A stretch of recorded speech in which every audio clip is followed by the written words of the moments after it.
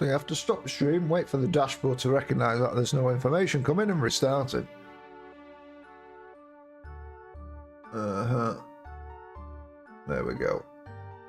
So now, that's YouTube's side sorted out.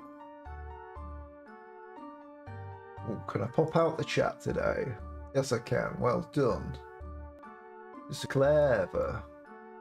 Just make sure we mute so we're not getting stuff on there that we don't want to hear.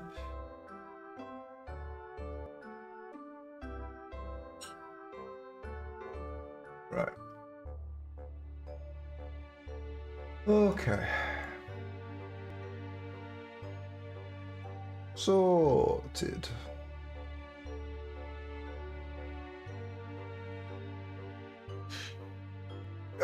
Let's load up a test scene.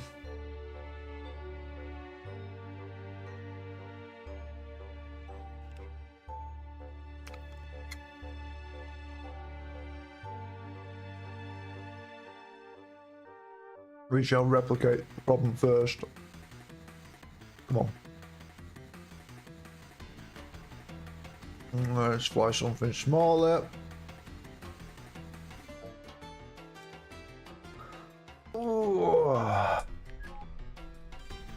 Alright, so let's just destroy you.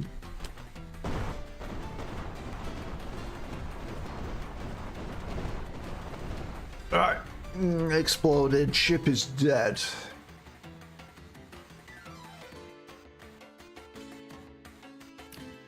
Now, looking at... that is what we killed. It is sit there. Let's see, other than presets, it's failed to and remove. Now, why did I do that? Was there a reason?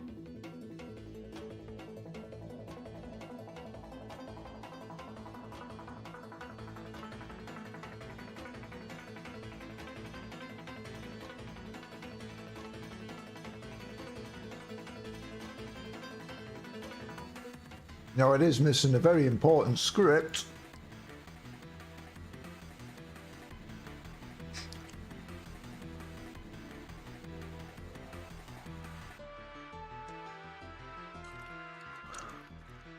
Script that only gets added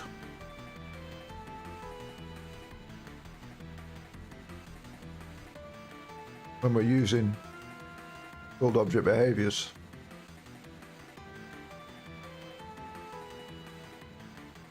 And when we initialize pool object behaviors,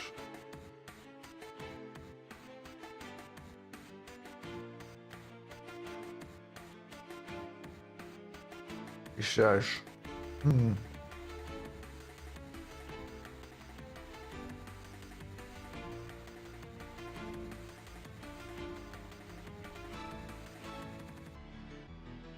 well, the thing is, even so, where are we? Where are we looking? So you can see all these particles here. And then for some reason we've got particles in don't destroy on load. How the fuck did that happen?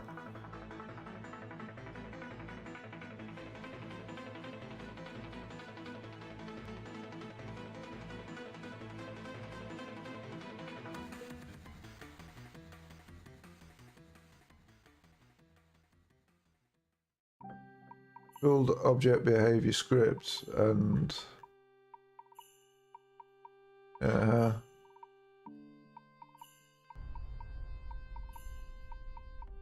love the audio. I love that sound of explosion.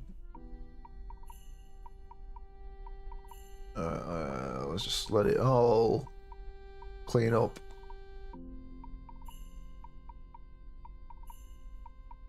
All the dust in the world is gone. Okay. There shouldn't be enough, and there shouldn't be anything active in that regards. And a lot of things apart from dust explosion, which doesn't have a pool object behavior.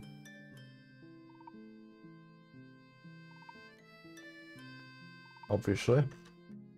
I guess you don't have pool object behavior. There's nothing in here. Okay. Problem. Pool object behavior has not been added. Therefore, it doesn't clean up after itself.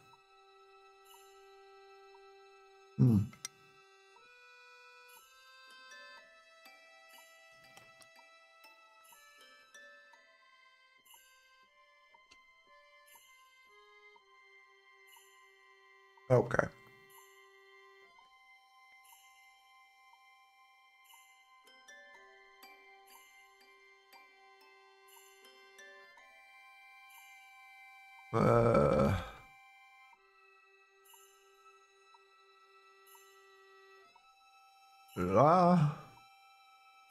No. What's that? Yeah.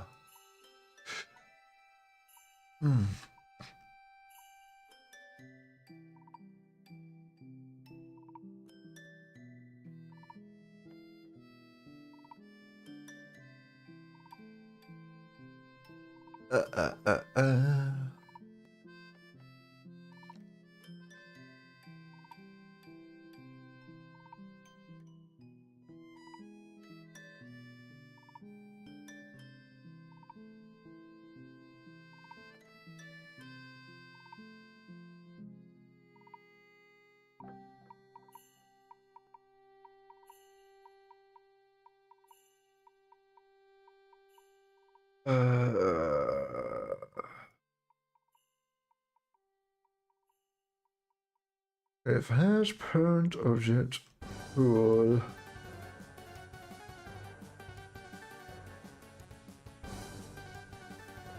set parent object pool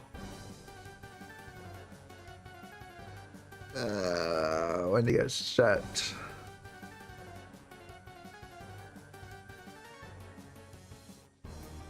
Okay.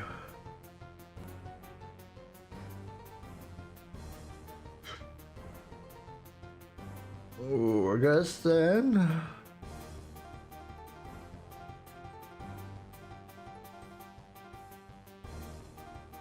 We always want to add. We're doing this now. I think it's always functioned like this, and it's just because I started turning stuff off, thinking, well, we really don't need to be pooling certain things. I mean, bullets, yes. Missiles, yes. Stuff that happens frequently, yes.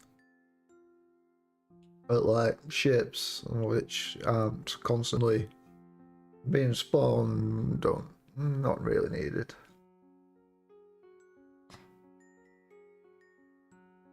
It's like a performance I'm trying to do benefit kind of thing, you know? Ugh.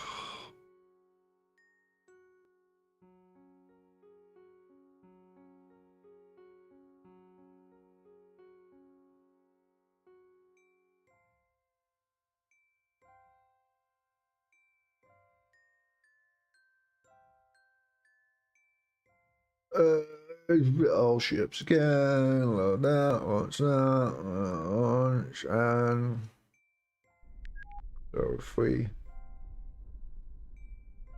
fire our gun and then we look at our bullets.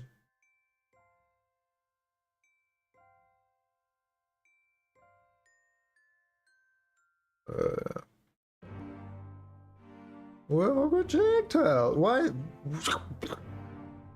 Excuse me, sir, but you see this here? That means you should be there. So now we've got the pooled object behavior. Now they're gone.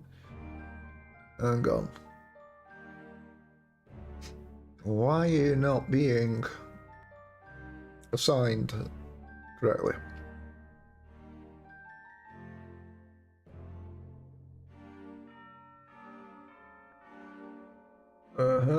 Yes.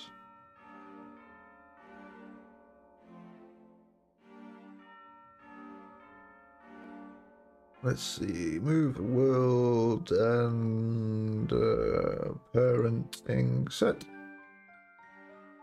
Set no parents?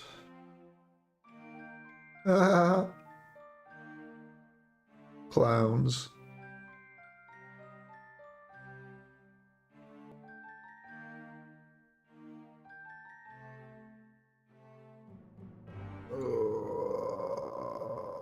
Report.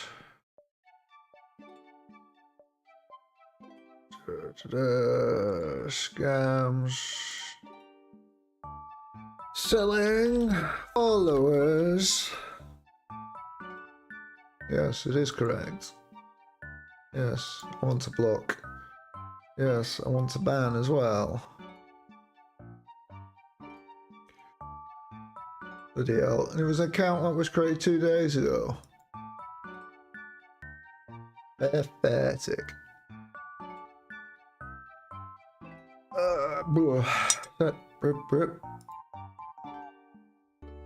Set no parent.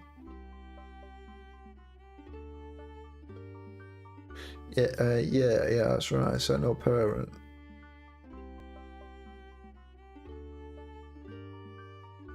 It's like, yeah.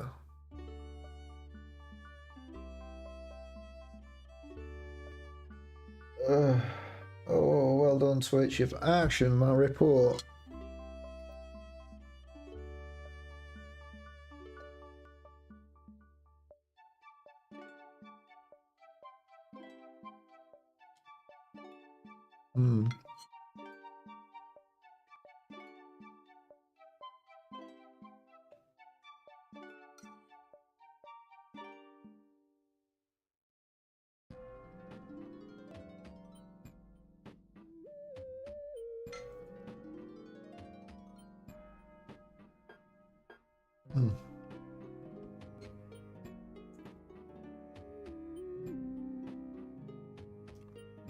The question is,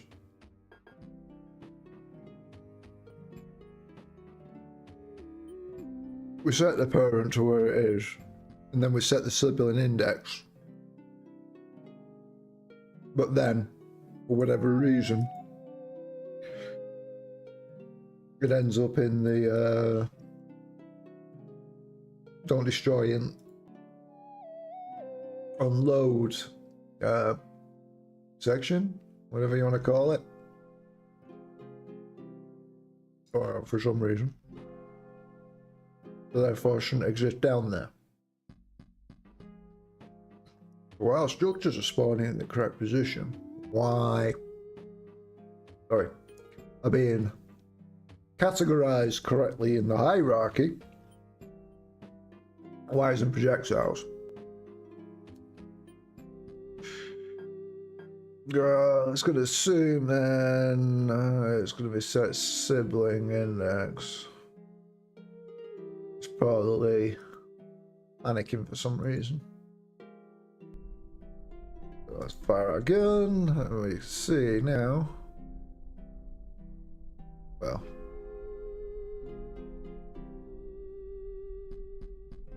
parent should be null, which, you know, it will be. We're saying we want it to come after projectile's header.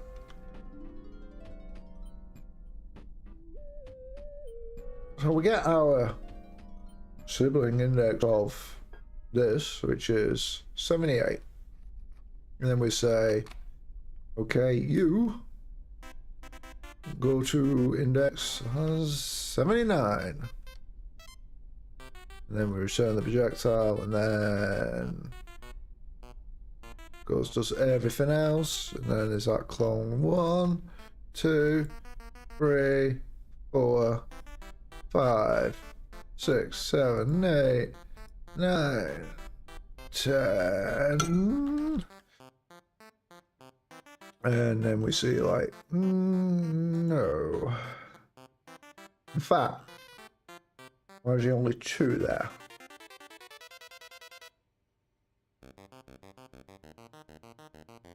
You're not telling me, unless we've somehow accidentally hit something, which is entirely possible.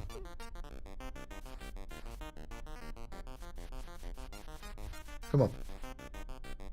Bugger off.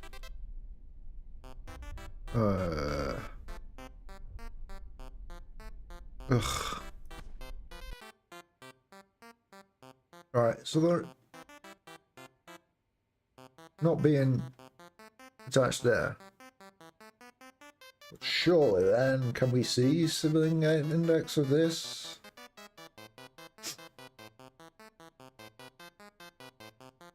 No, it doesn't want to give us that much information on the debug.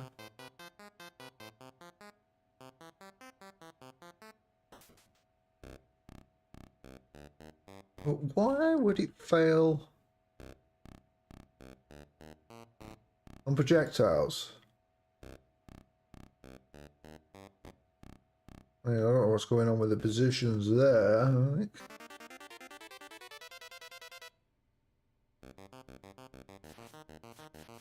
A little bit weird.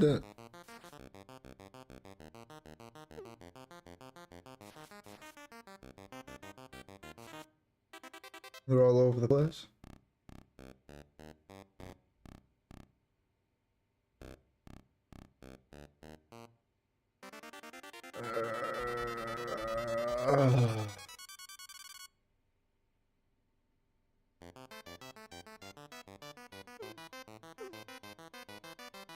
But we end up being down here. Just a bit irritating.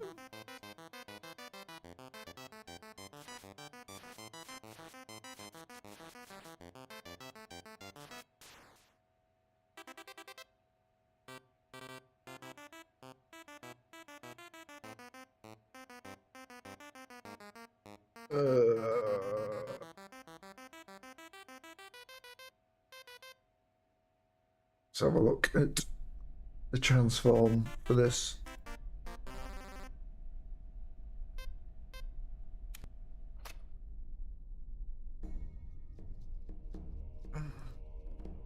Transform.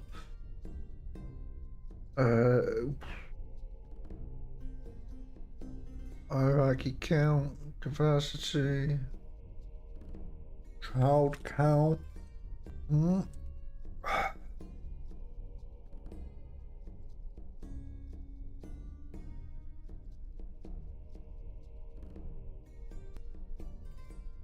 Or are you gonna give me the sibling index?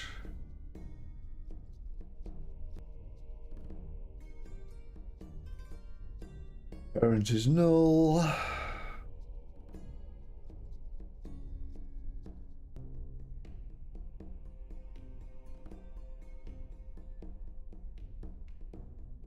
Rotation, right.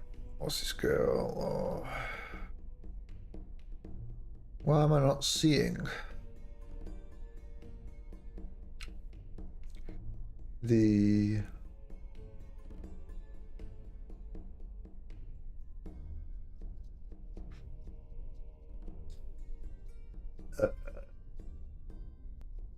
brain fart?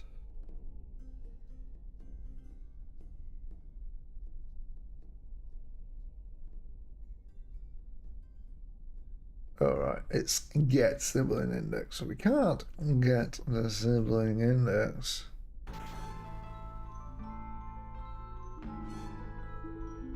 Why? Does it have to do some internal counting or some shit?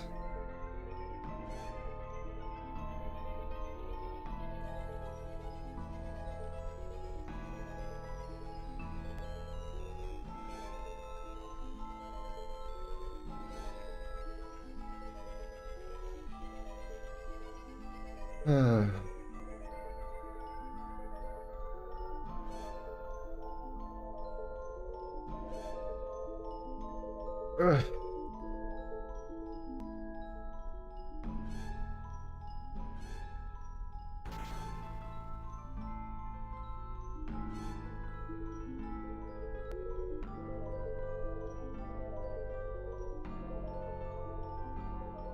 We get our index there.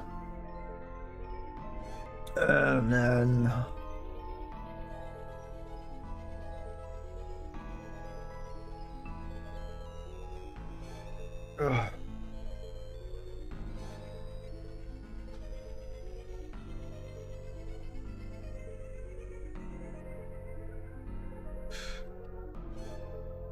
that there, and then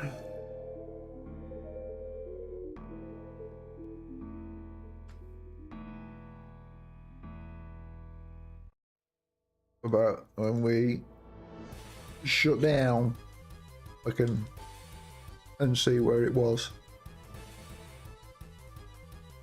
I don't know.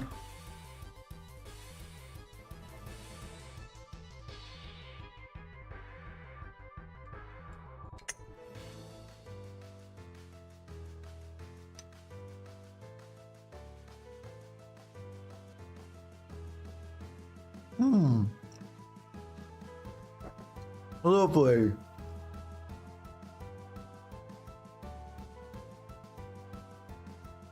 Would not create the GUI.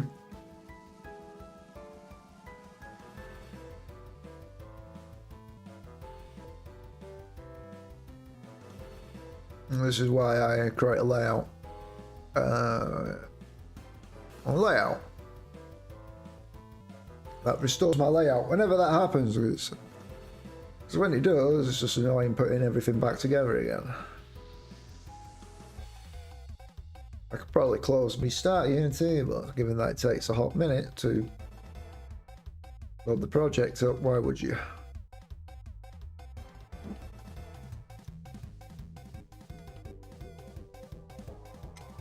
Oh.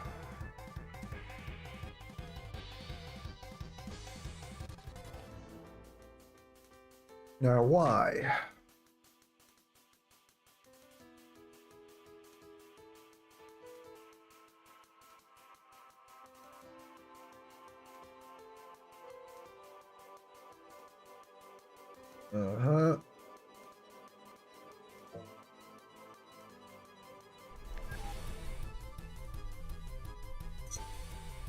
We'll clear that. Fire my guns. Let's just have a look. Header index is 78, so we decide that we want to put everything at 78. However, Unity says, nah mate, I don't want to do that. I want to put it somewhere else. So apparently, that's interesting how it's all in the order of created rather than backwards, since you'll go, I'm going to create 0, 1, 2, 3, and if it's going to do 78, which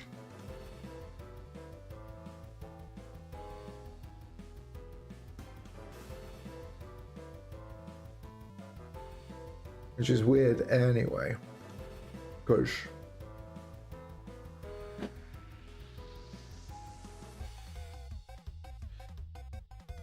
had it been 78, there's not 78 in there.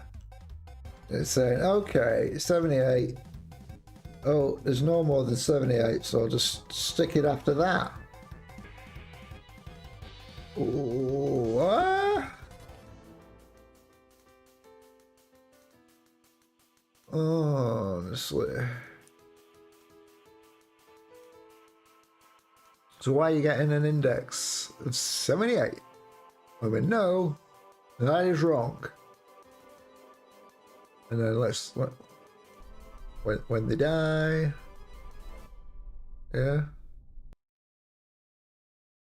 It's like, okay, we're index 6, 7, blah, blah, blah. which is like in here, index of this scene, don't destroy and load scene. So the question is, why should it be like 1, 2, 3, 4, 5, 6, 7, 8, 9, 10, 11, 12, 13, 14, 15, 16, 17, 18, 19, 20, 21, 22, 23, 24, 25, 26, 27, 28, 29, 30, 31, 32, 33, 34. It's going there, isn't it? Yeah. Yeah, because we're adding stuff.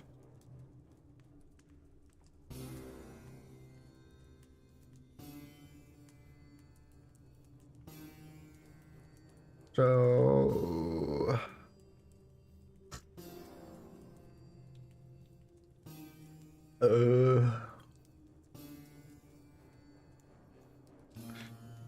why would it fail on that though? And can I just like do that and say how many are in there? We've got how many objects selected? 79.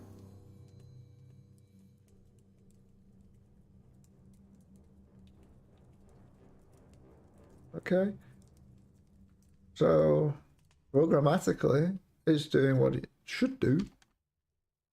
In reality, it's not.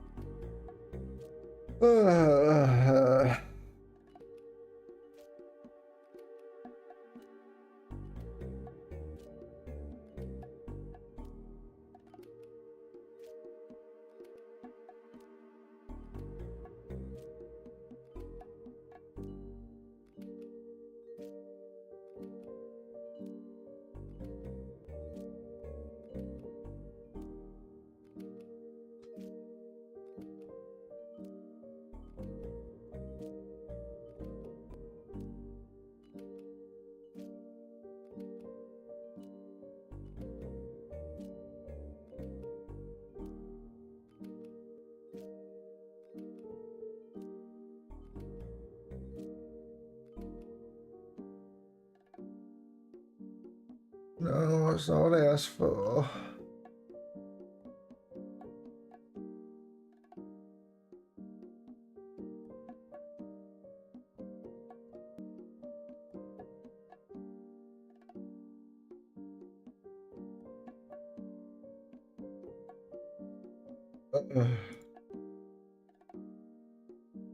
Let's see, it's a crazy thing.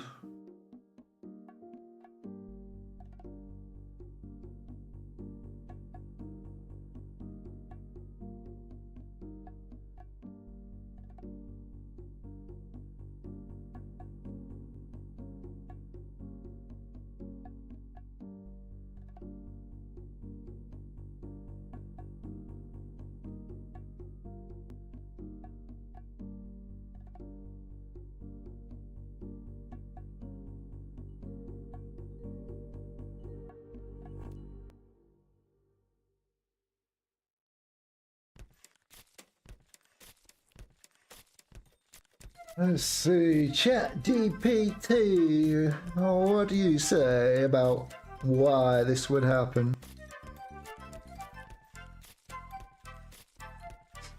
No, it's not marked with that.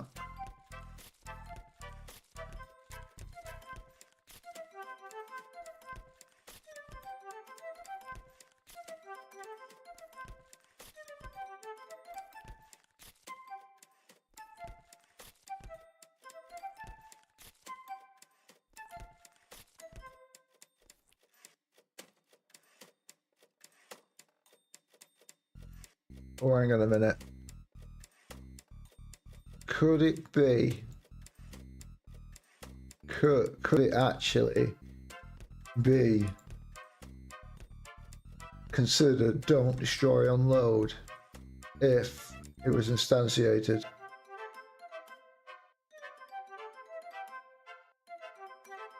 In here, because that's don't destroy unload, and therefore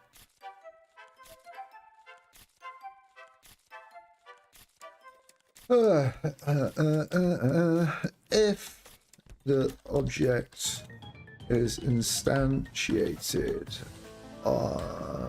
Don't destroy unload object parent. Does that mean when child destroyed it won't be? Yes.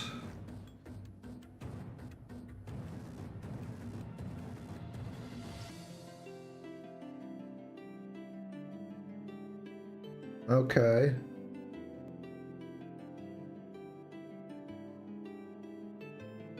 It seems to think no.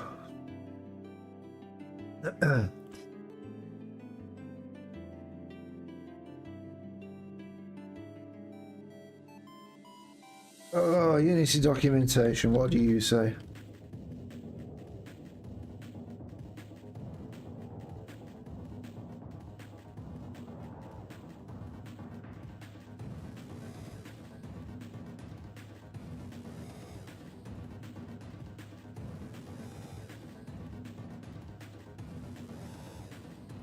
Well, again, it's a freaking AI generated thing.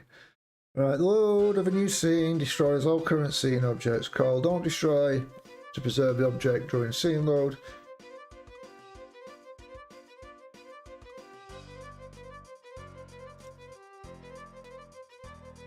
To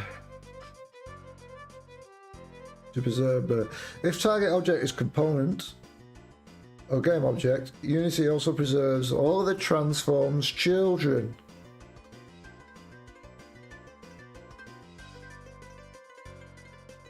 Only works for root game objects or components on root game objects.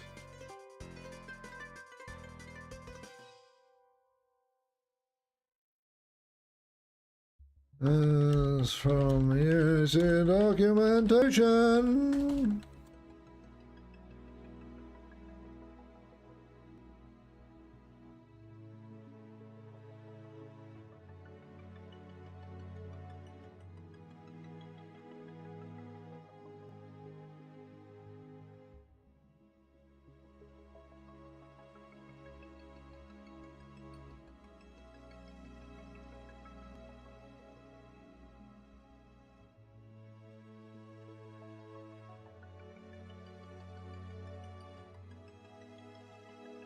So let's think.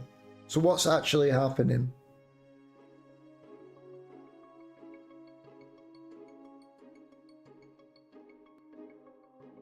Because all our objects are instantiated in here,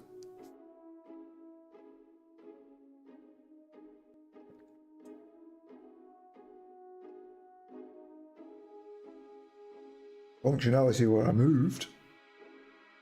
Dumbass.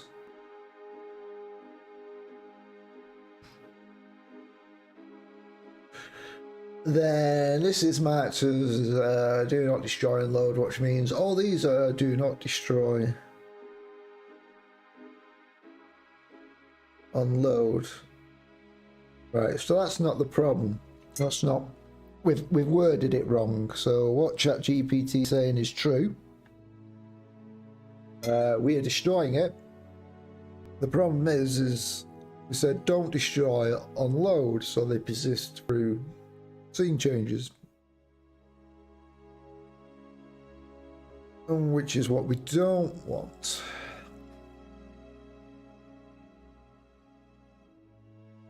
But also we clean up, so that's no problem.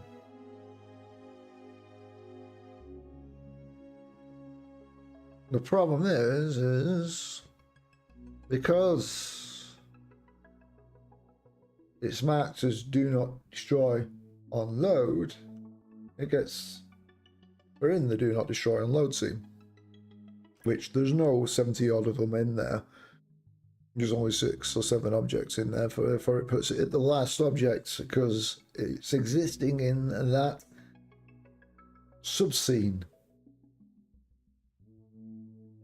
And cannot be moved into the actual proper game scene, even though it exists in the game scene world. Just how the editor's done it, isn't it? Yeah, that makes sense now.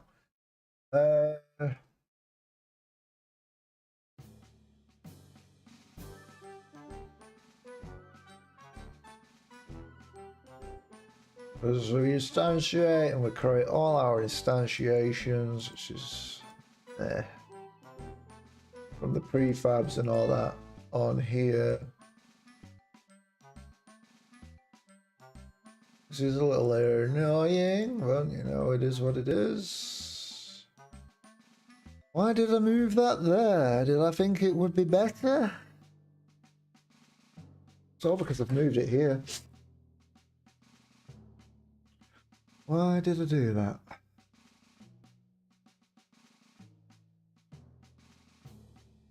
Is it to address performance? Is it to ensure this exists in all the scenes it needs to exist in?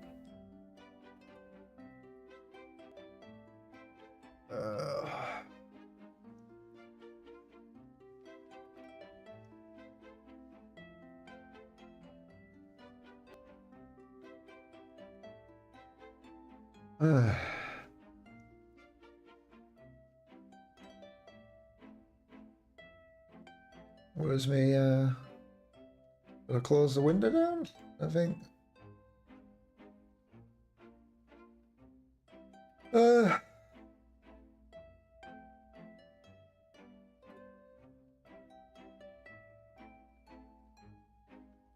Let me know if you want a utility to detach and move to active scene.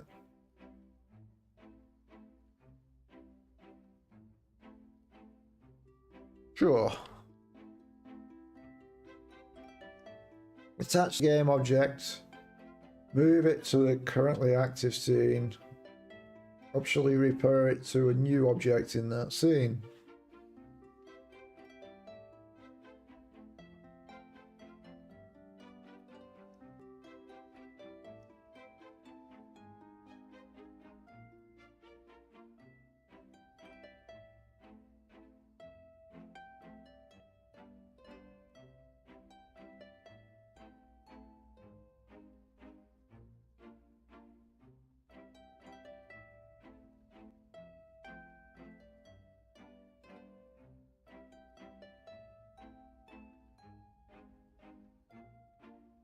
Okay.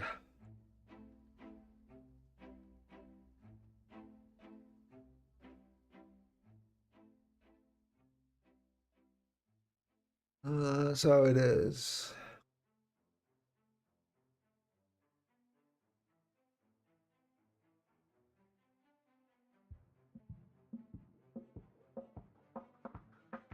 Now the good news is I don't need to be doing this over them for my own testing purposes, so...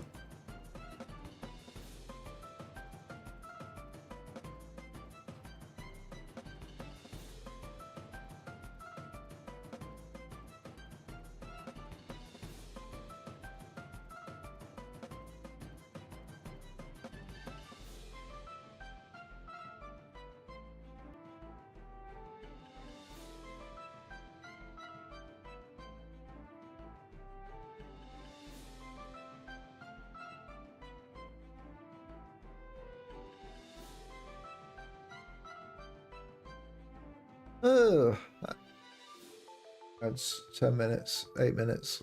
Okay.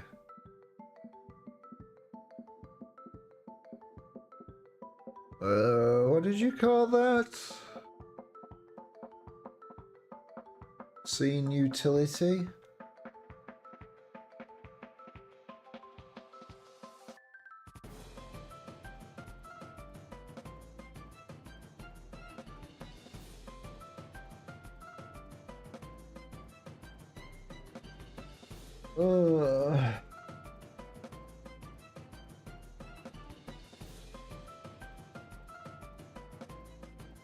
In fact,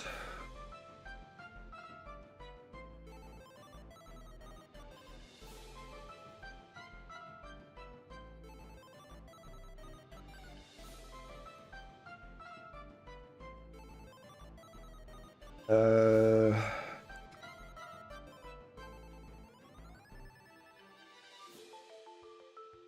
going to put it into the editor.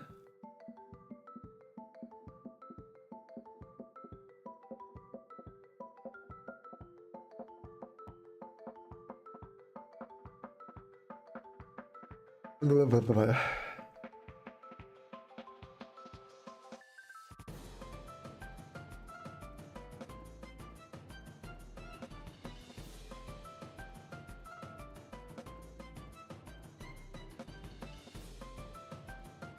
Oh, right. But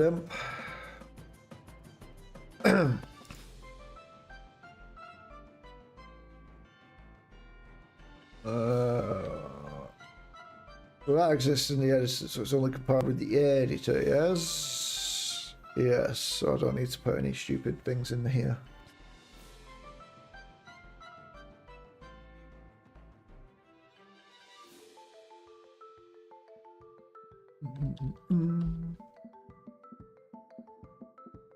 Up, there.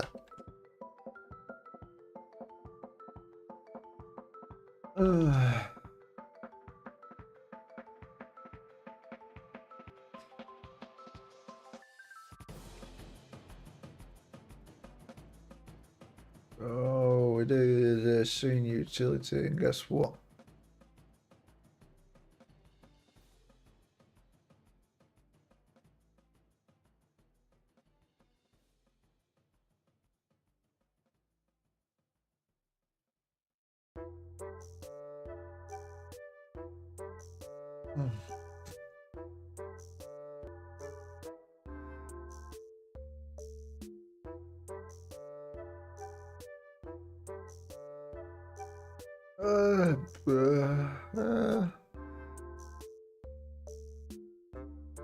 Yeah, reordering in this occasion has no purpose whatsoever, so why don't we just take that out of there and just bang it in here.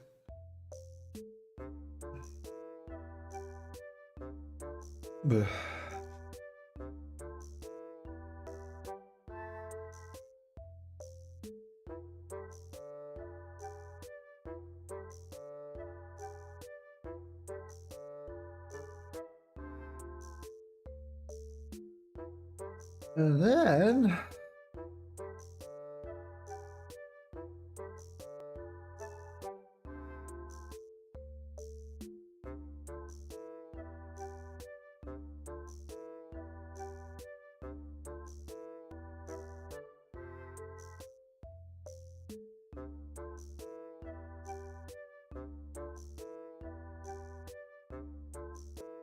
oh, oh no, no. Boo.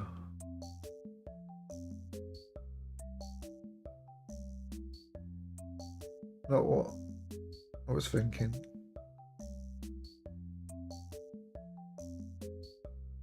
Alrighty then.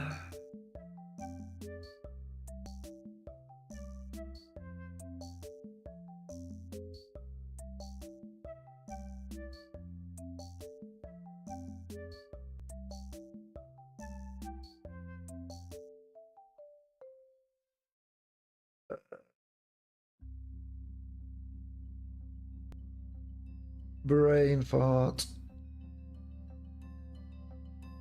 I want to move that to my utilities folder, which is in my scripts, and back in there.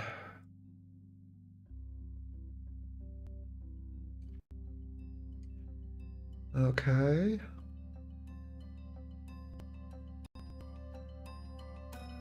And then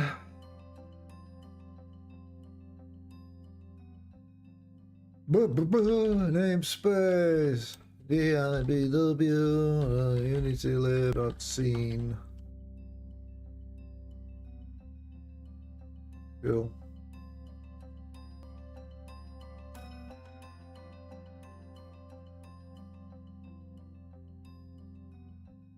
Or not, just Yeah, whatever. Disambiguous.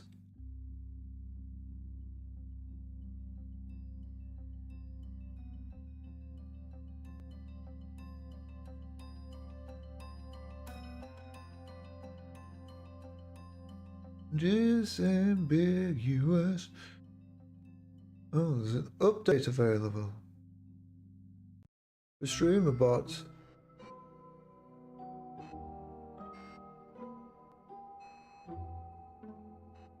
Yeah, cool, cool.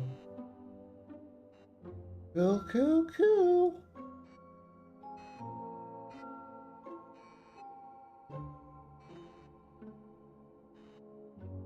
Ooh, that reminds me, RTS game.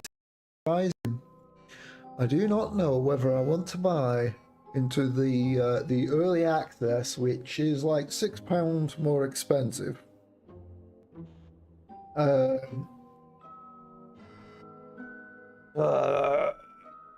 To get a week's early access to a game that is literally relatively been unknown, apart from it looks really cool, and no reviews, and it's coming out a week early today, where I spend that £6, or I save myself what equivalent would be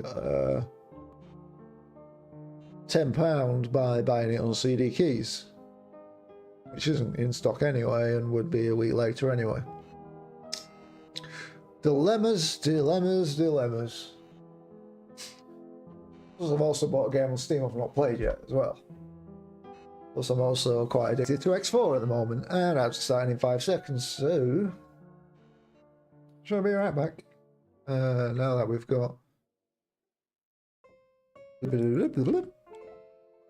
Is it demo? Yeah. Hey, go check out my demo of the game I'm making right now, one of my other games on Steam.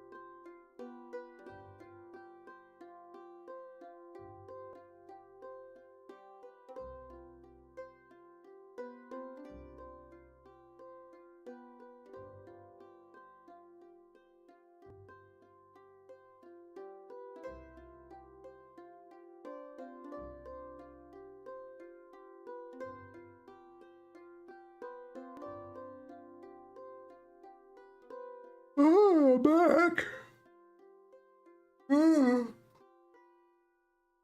Oh, excuse me, yawn.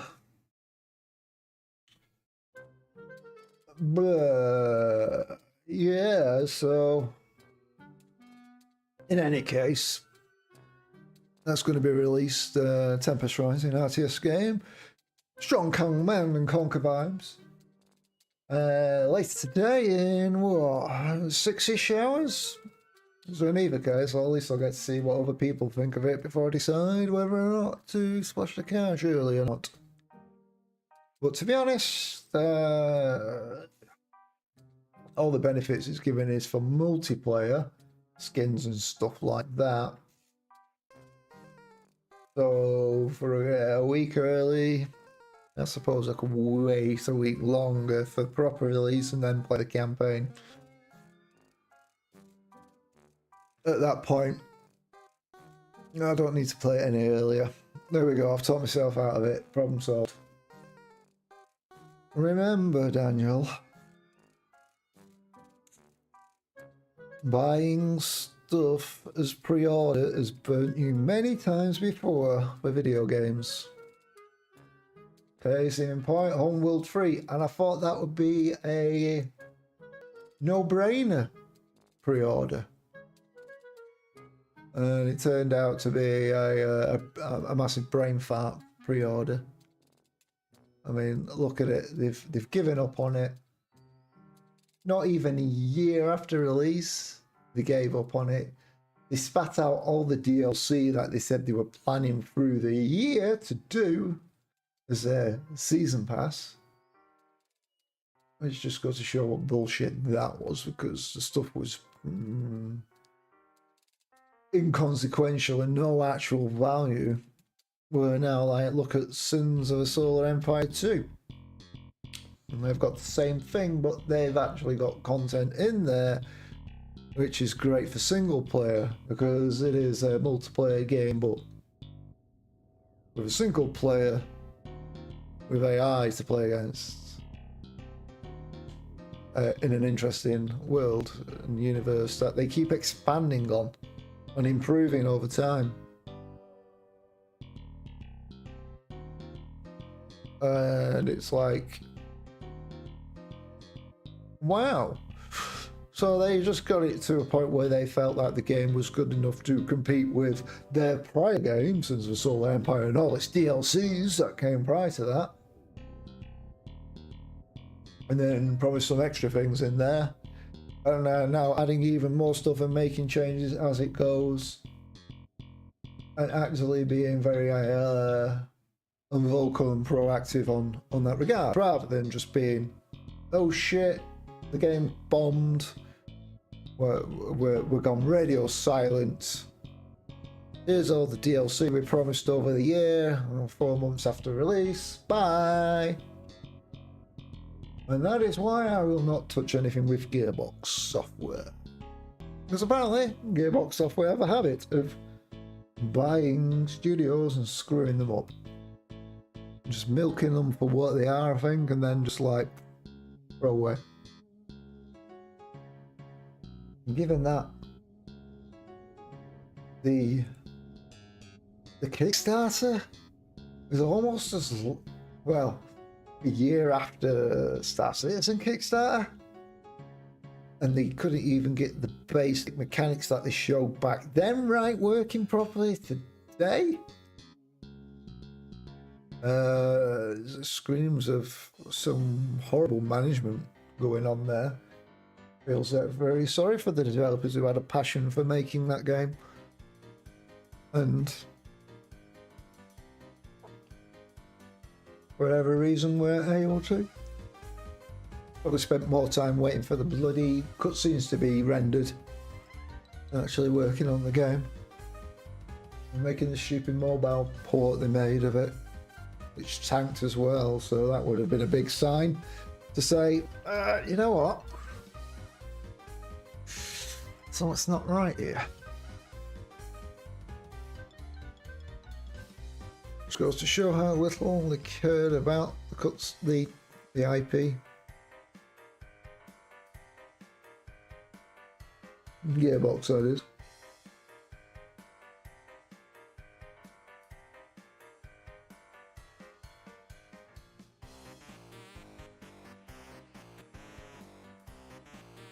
Oh, he's the offshoot studio of all the who contains like the previous Homeworld devs.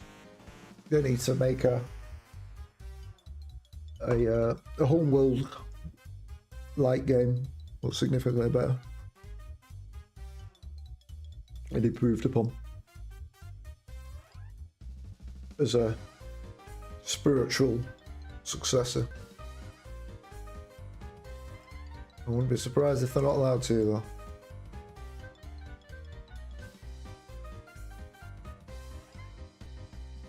Because competition. Right. Now that I've waffled on and got myself off task,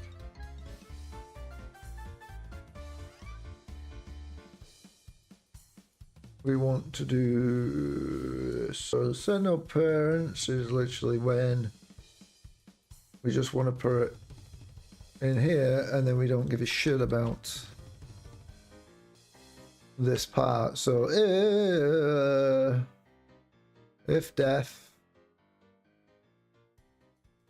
or is it just if Unity editor and if. That's not where I typed.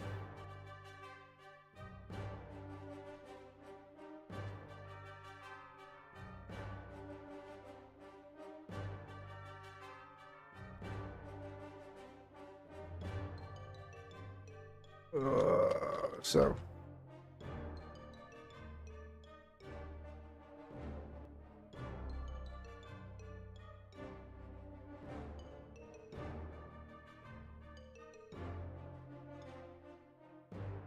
all we need to do is set the parent into the game world where it belongs. We'll get it. Well, I mean, there's actual... Yeah, but the parenting part does matter. It does. Yeah. Because...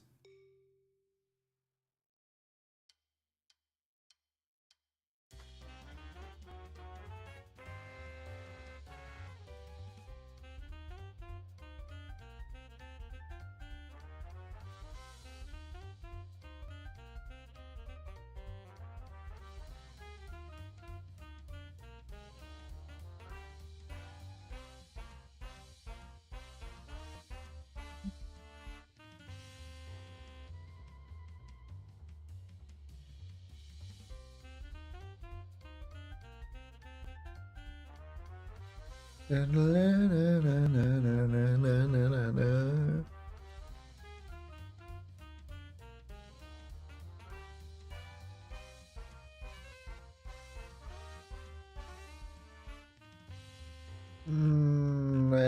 then. Oh, right, yeah. Detach from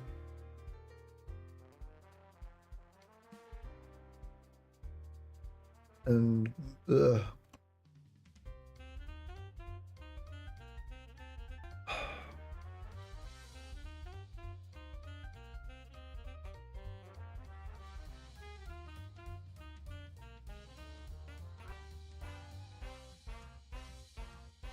I feel like I'm just making a rod for my own back.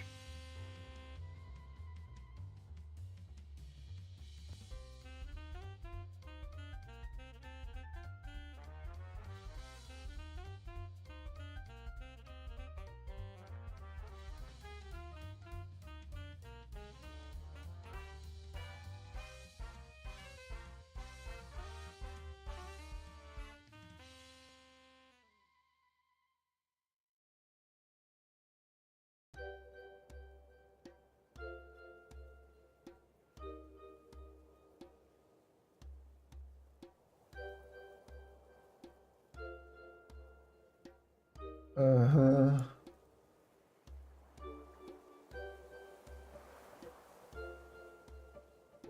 So is that what all it does? Don't destroy, unload, just moves it into the scene. Is that what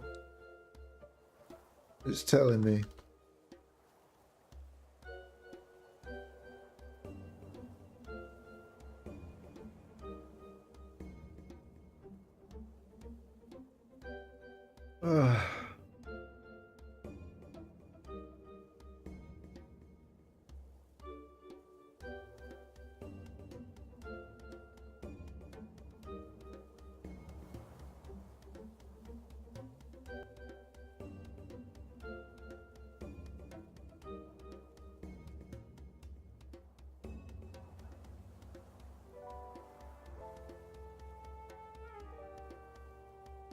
How's about that?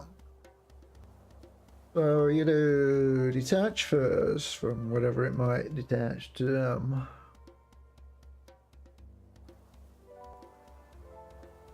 And then move it to the scene. And then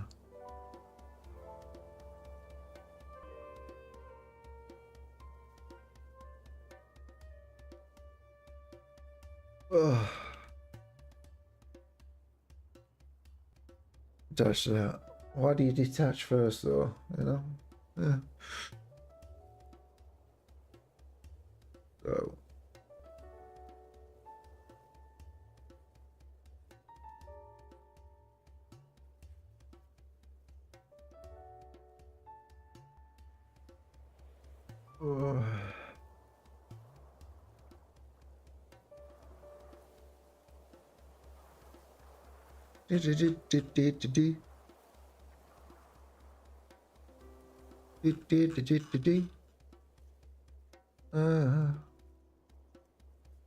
how about then?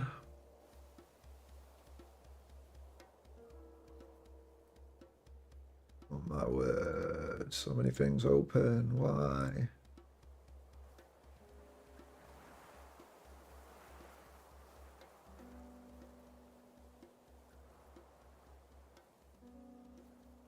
There we go.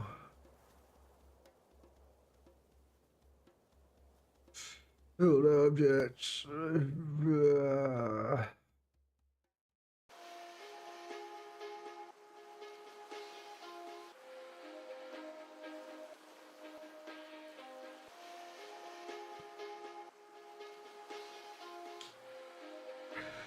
Well.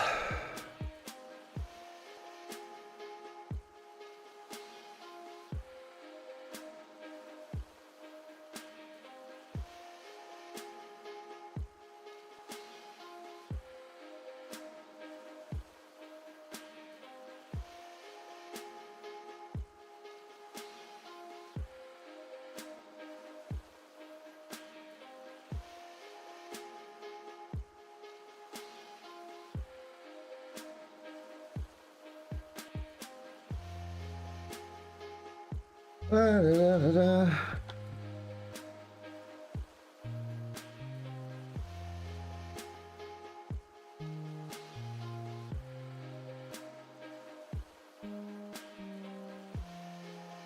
Uh-huh.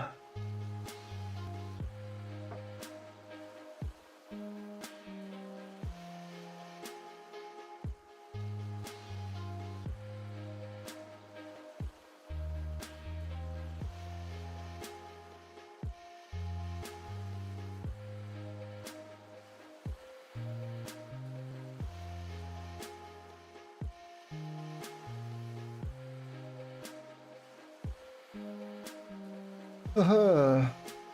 Oh dear. It's a machine utility. Look what ChatGPT spat out for me. Oh.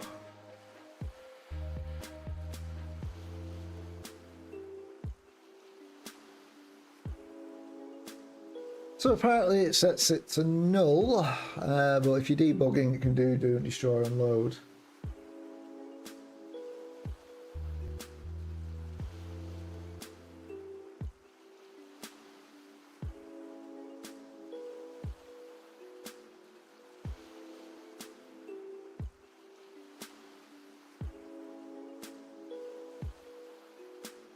Oh, it's there. I'm just blind.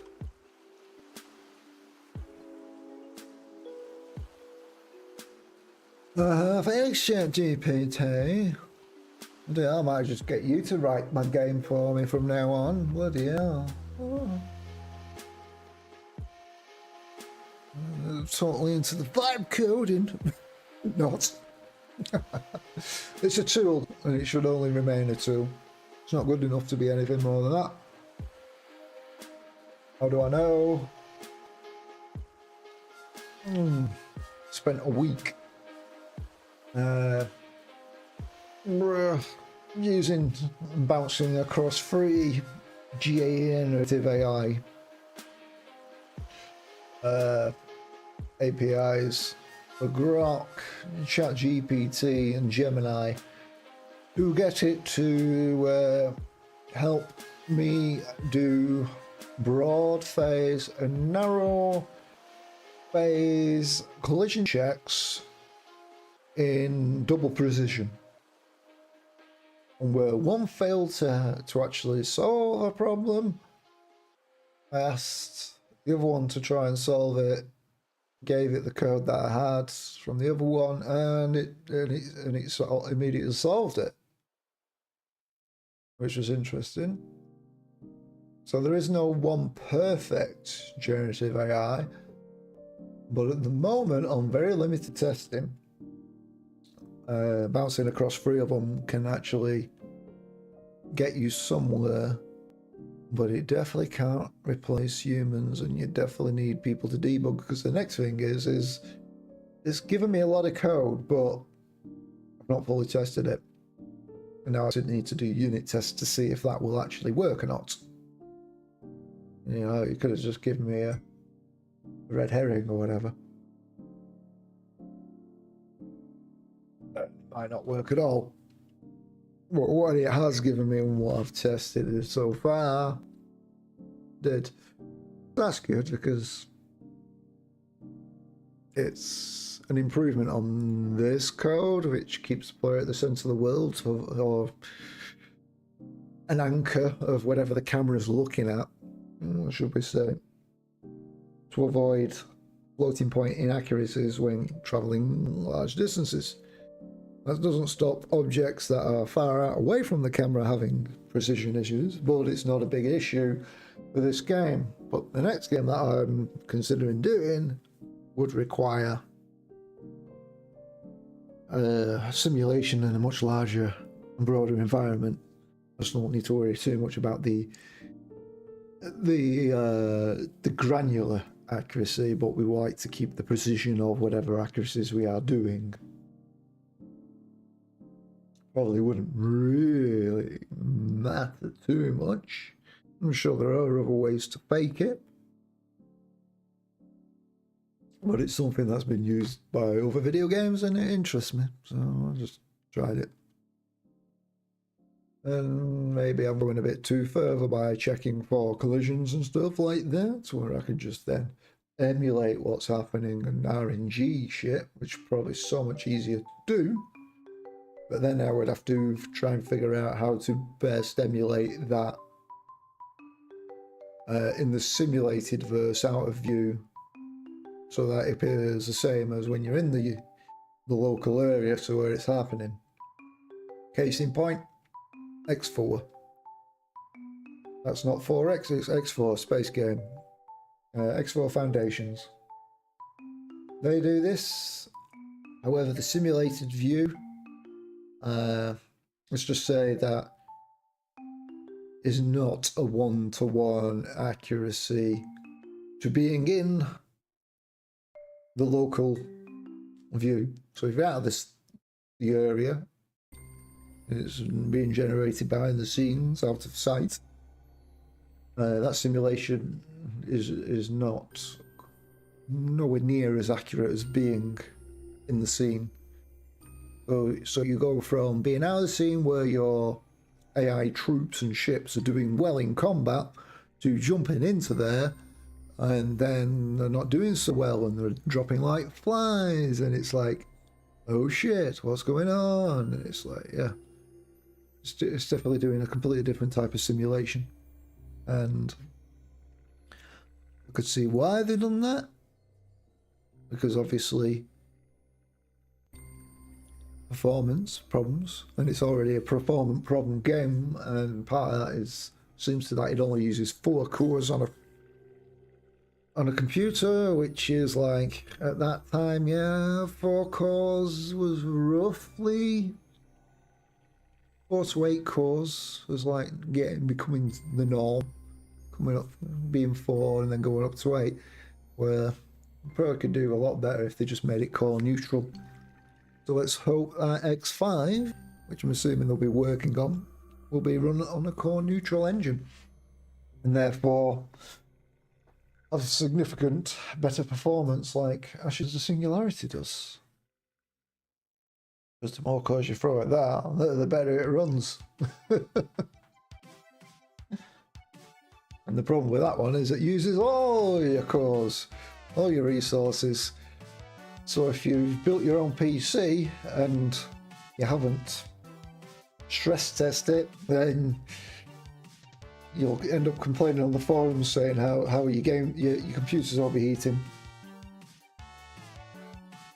Which I don't understand why people do. They build their own computers and then they show they do not understand what's going on, and then they complain like, oh, this game is overheated my computer and it doesn't do it on any other game, it's just this game. And I get the occasional post like that. It does this constantly, crashing constantly. It's like, okay, well, it runs fine on my machine. What you trying to run it on? What have you done? When was the last time you restarted your computer?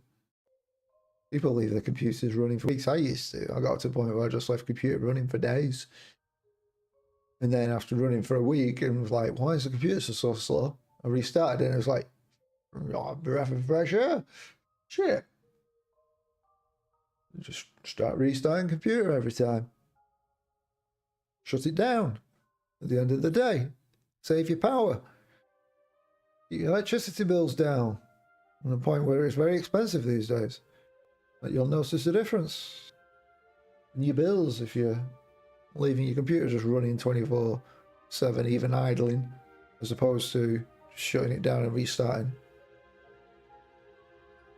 Eesh. Rants. Rants. It's fine. I got a lot of things on my mind, and how else am I going to get it out rather than just talk to chat? Huh? Talk to random people on the internet. And how has it been? A fucking hour? No? Oh,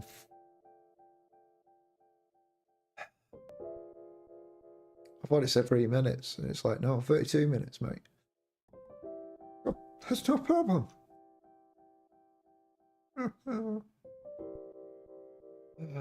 Right.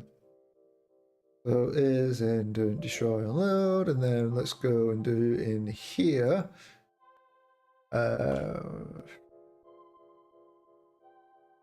And then so on enable does whatever it's doing. It's fine, but on disable we either destroy it or put it back. So if it has a pooled parent and it's not pooled in a parent, we'll call the invoke of make child of pooled parent.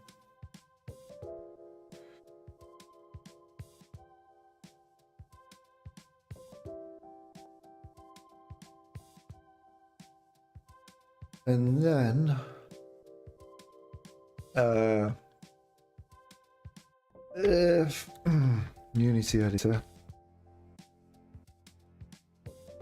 and if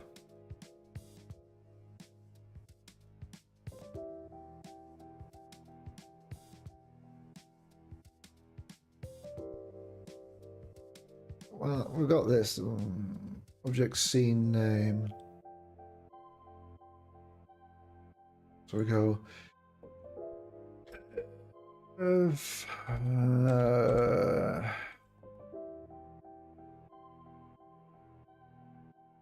game object. Is it a game object? What is it? It is a game object.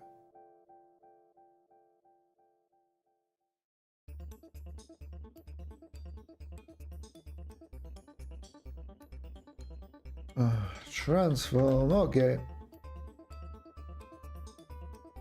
Come on, mate. We can do it. Oh, give over. If game object dot scene dot name equals parent bool object dot scene dot name.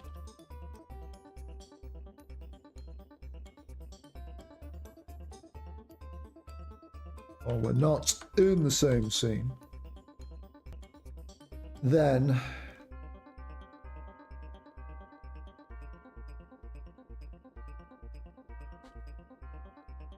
this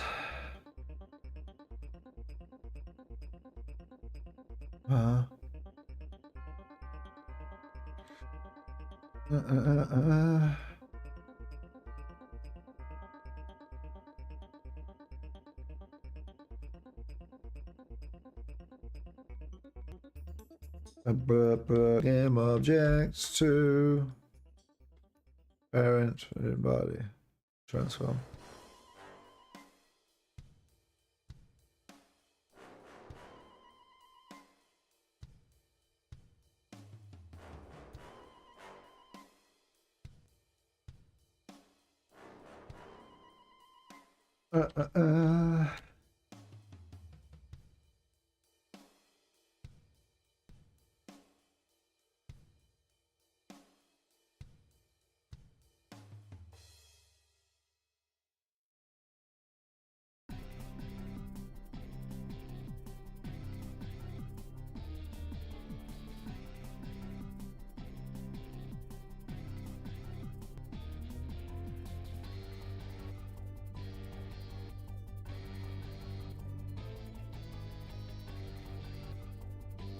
Yeah, we're not talking explicitly, but we're just saying move it back to the whatever scene it should be. And then we set sibling index.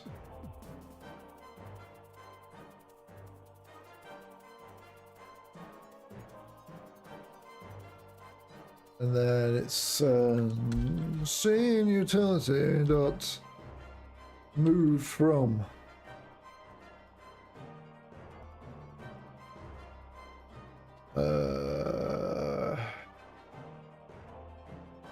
Structure on game object.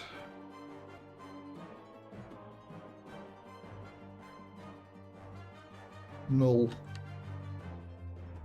And then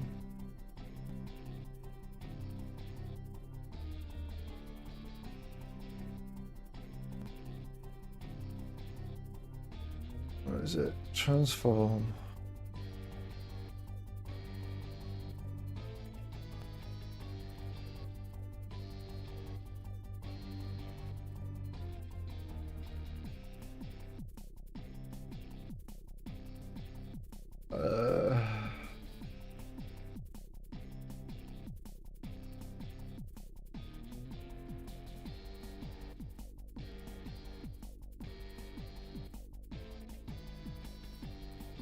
Just take that right there.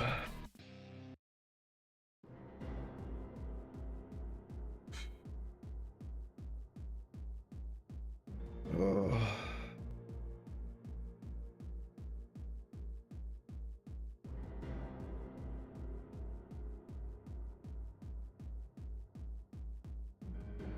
What am I doing?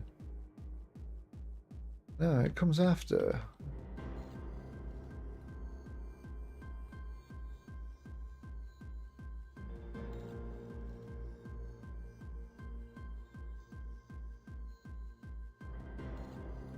Yeah.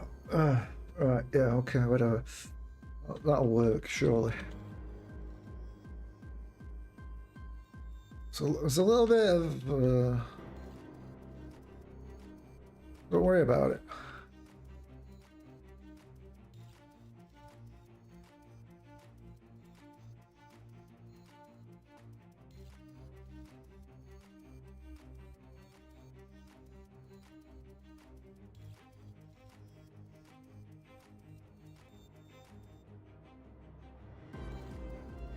Well.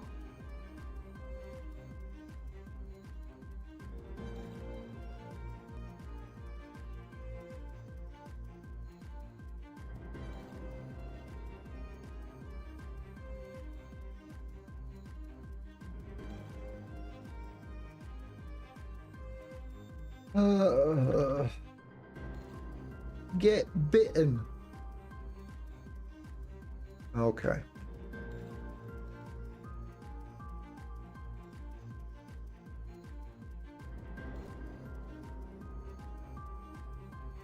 Oh, this for the sake of what now?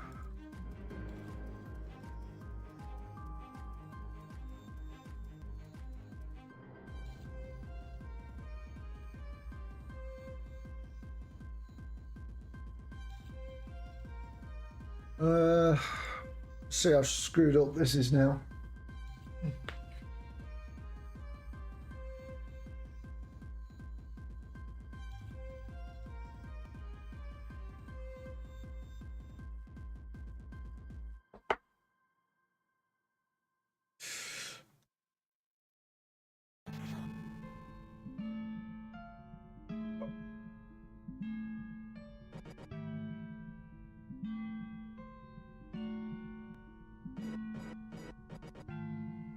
Oh, the ships. Oh, excuse me. And then we'll just fire off our guns and... Okay, right. First impressions. Yeah, seems to be okay. Second impressions, yeah. See, told you, reversed order. So that's where it should be. We're editing ship, so it's easy to keep track of stuff. And then this is a small auto cannon shell.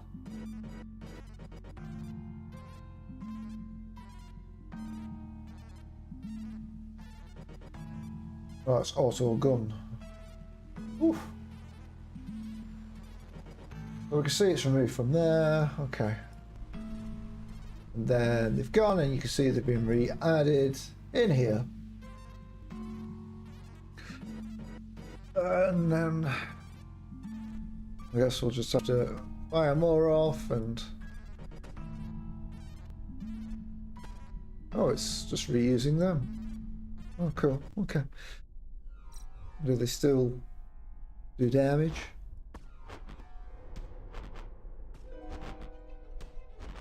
Yeah.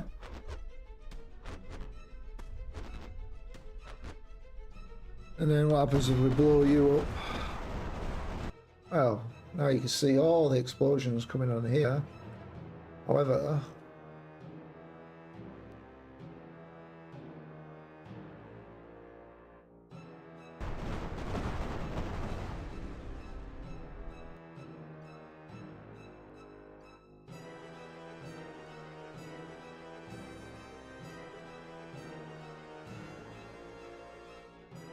we'll look at particle explosion.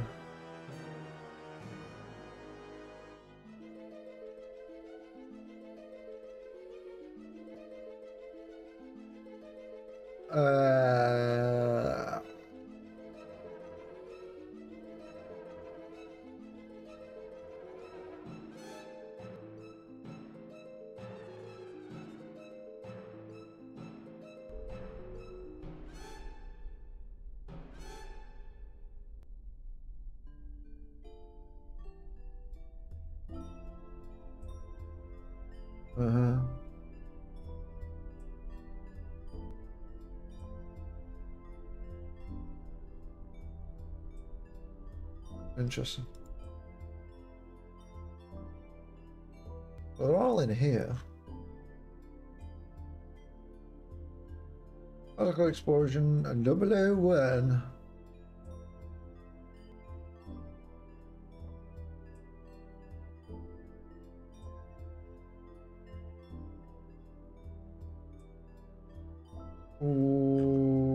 Okay.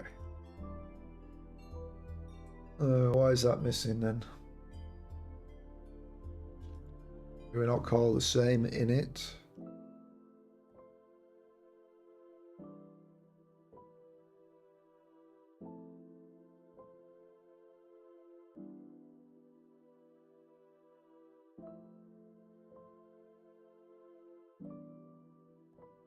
No.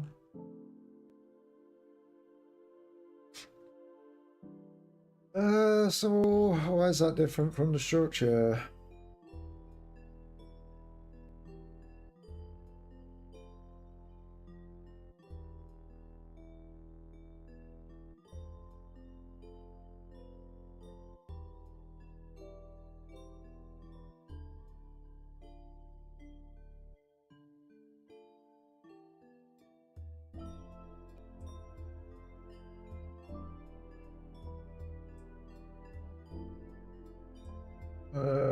So where did we put that?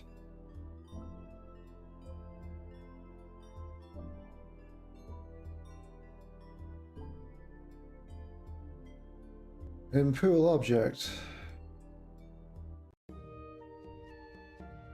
Pool object. Only has 2 references.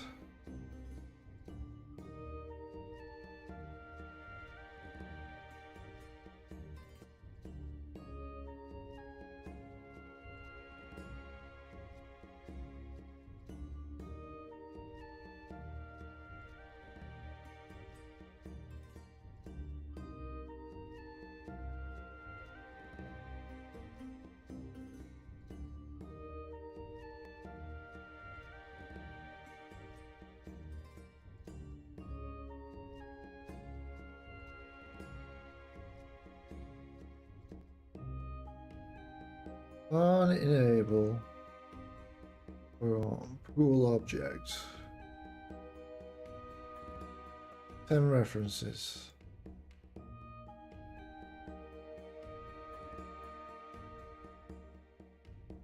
Factory foundation.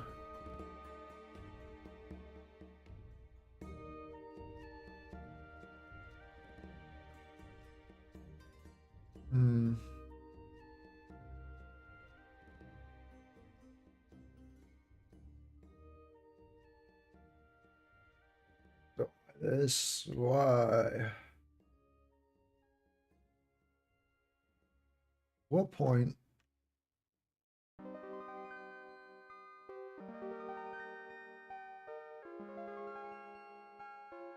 Set the counts all in it.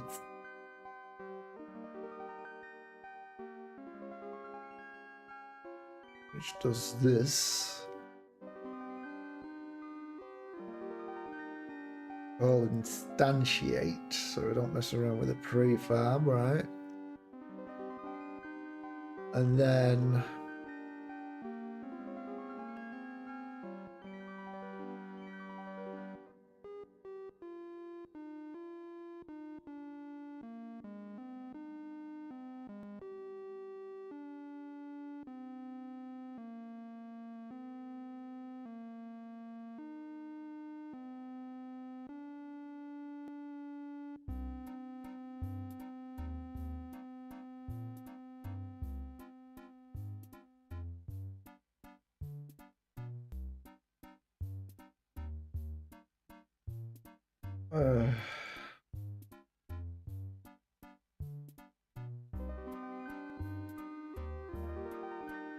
why would we take that?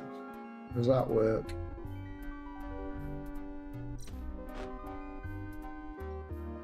Are you even?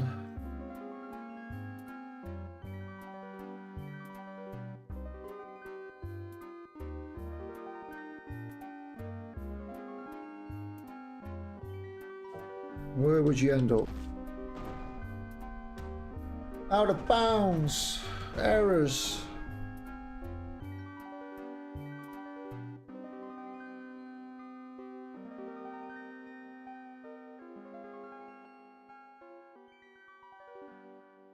So can't really have that if we're not using ruling.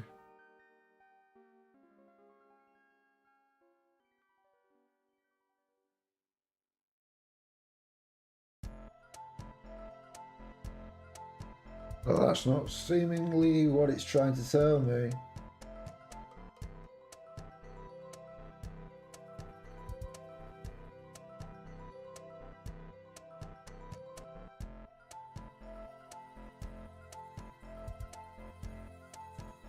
Oh, it's a different error entirely unrelated.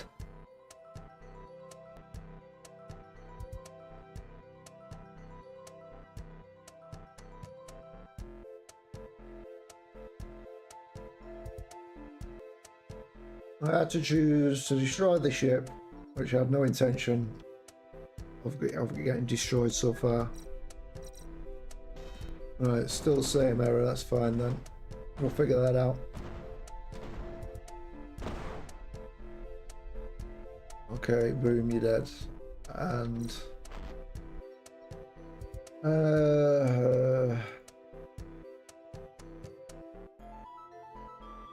still remains so.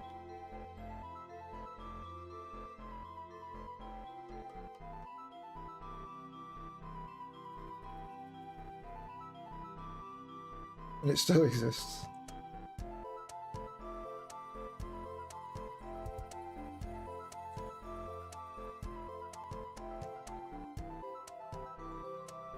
Is that because whatever we did was a bunch of bullshit? Possibly.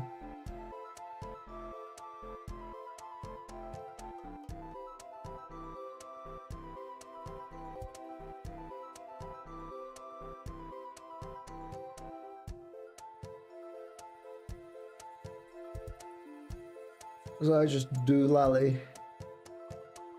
Do lally land.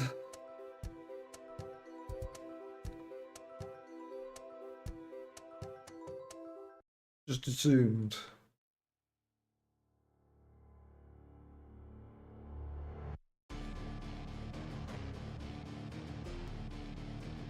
So does it even call this? Let's just find out if it even gets called, whatever this cool object's supposed to be.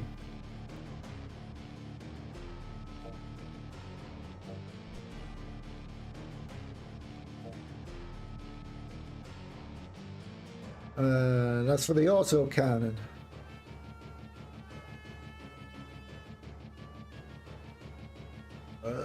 Conditions. Geo dot name dot contains auxiliary thingamabob.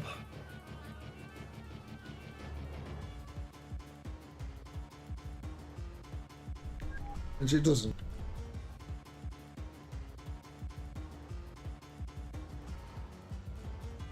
Right, so, all right, that fixed the projectiles.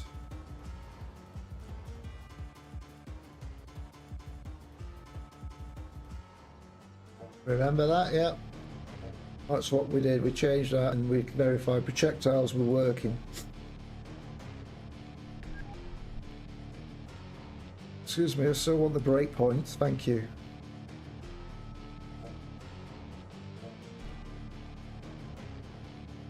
And then, oh, all right. So, we know this is for projectiles. Where is it called from? Add object.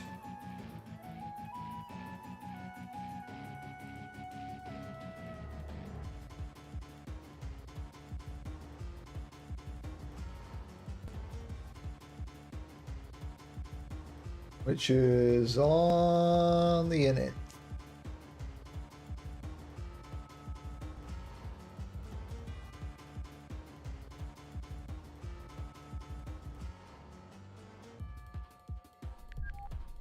Okay. So in component factory, when we're doing that, on add, which is pool management, add object, which is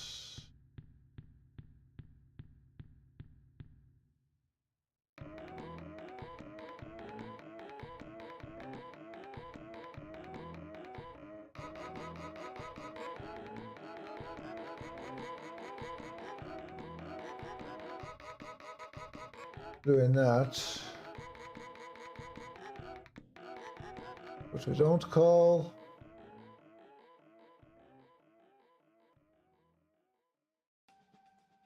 init there.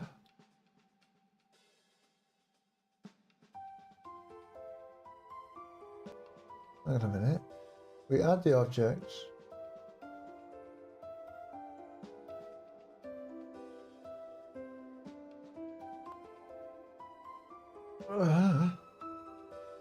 We're calling this multiple times.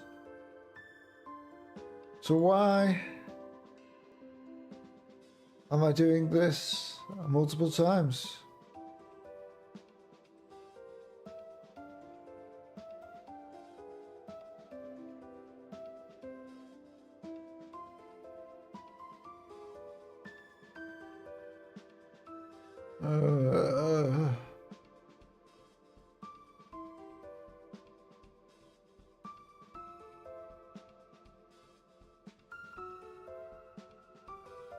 We do on add bear.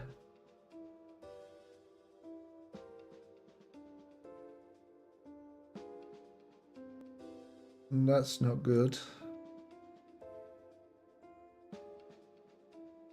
So we come in and they say, okay, let's initialize to create the pool.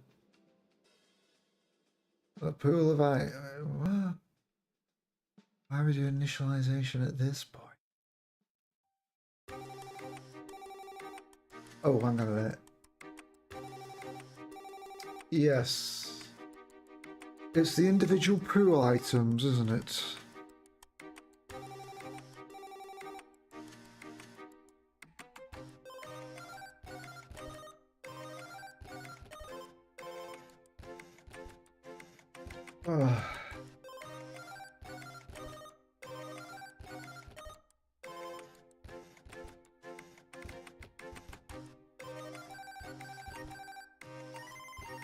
Alright, okay. Yeah, stand share, we do all that.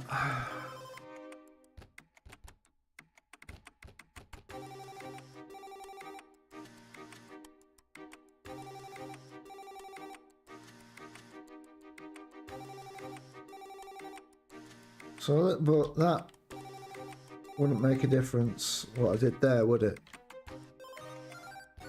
Wouldn't make a damn bit of difference how the projectiles functioned overall, because we realised after we done that oh, it's the problem's still happening.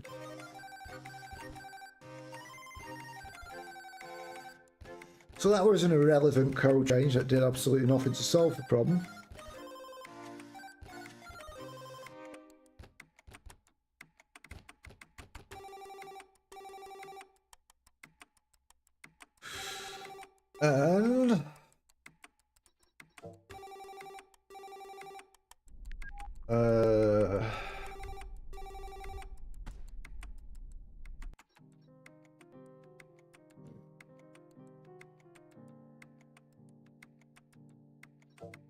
And we see that, you know, that was the proof that it didn't do anything.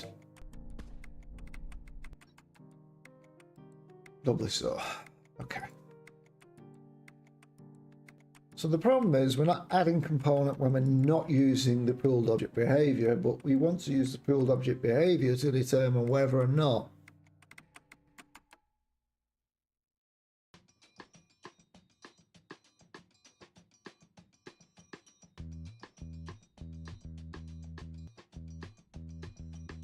we're going to destroy the game object.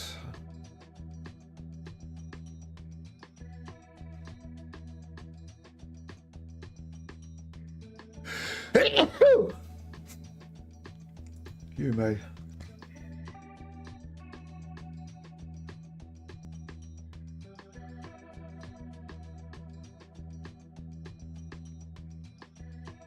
Right, so goes on disable. We don't care about disabling whether that. We just do on disable, and then it goes like, all right, yeah, we'll do that. And,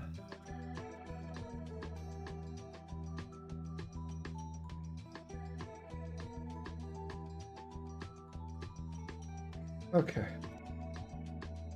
We need to add pulled object behavior if we're not going to be using pulled object behavior.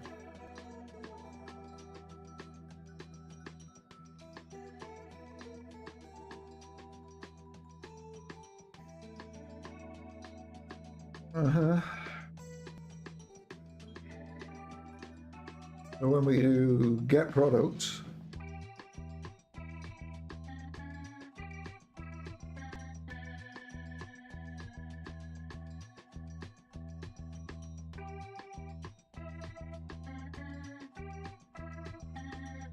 pretty sure we use you for everything, don't we?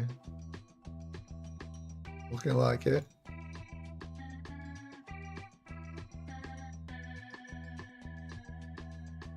For the majority things, anyway.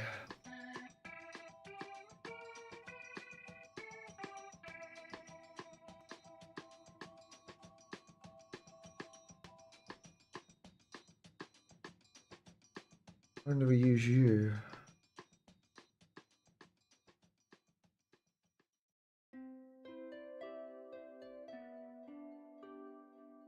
So we are creating an instantiated copy.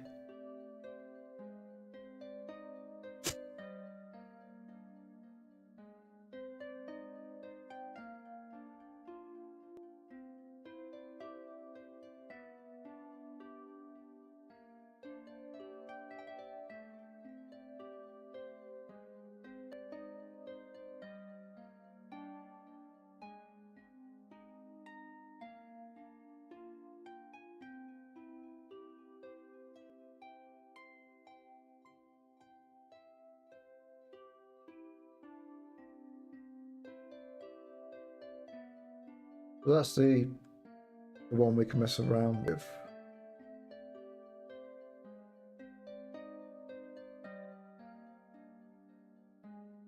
As you see, we do things. Disable it, change its position, set its name. That means when we come to do on add pooled products, we're calling pool object add object.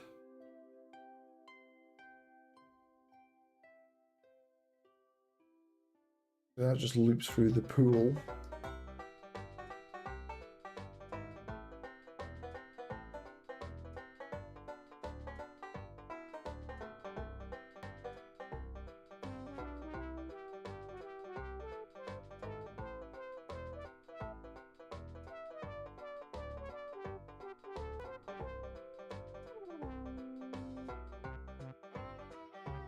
This one, yeah. Pool management add object.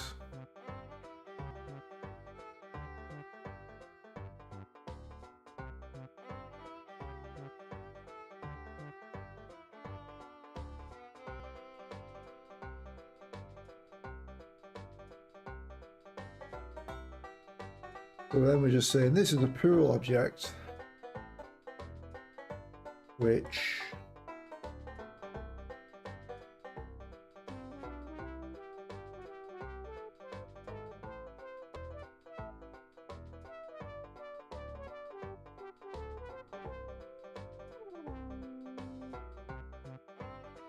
is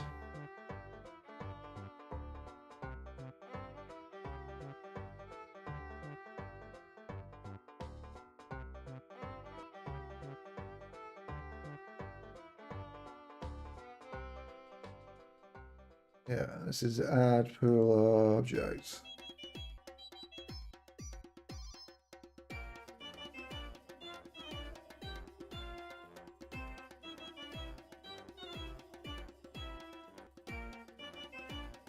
which really means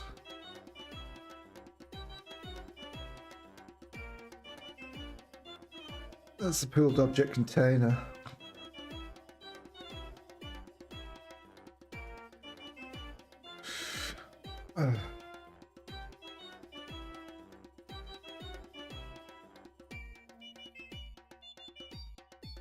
Create pooled object container and any pool item for this product.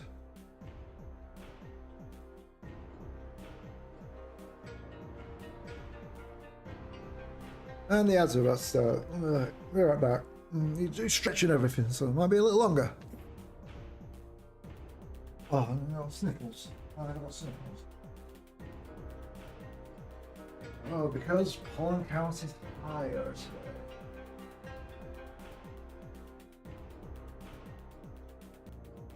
today. Me, in the UK, I'm going to take a tiny bit of sun to make the pollen count shoot through the roof. You can be happy and stuffy, or... Awesome.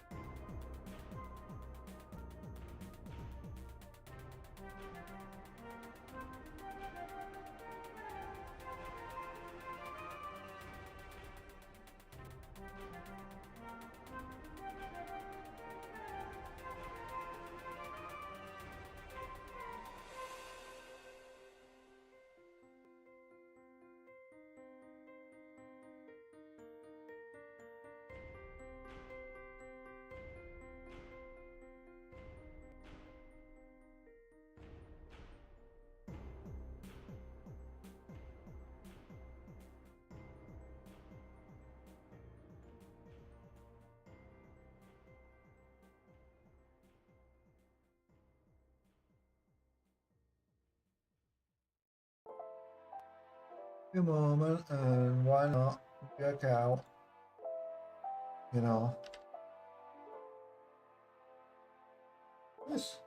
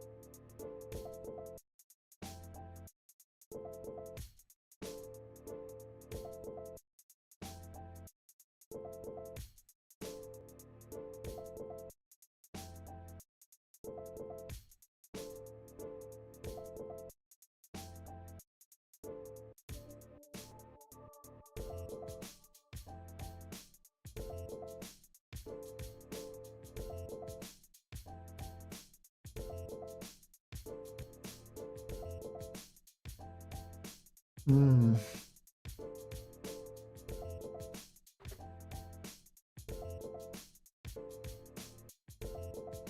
Okay.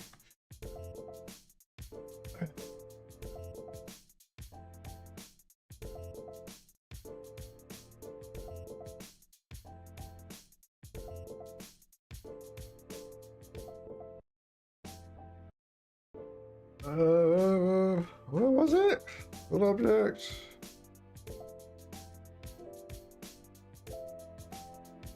We are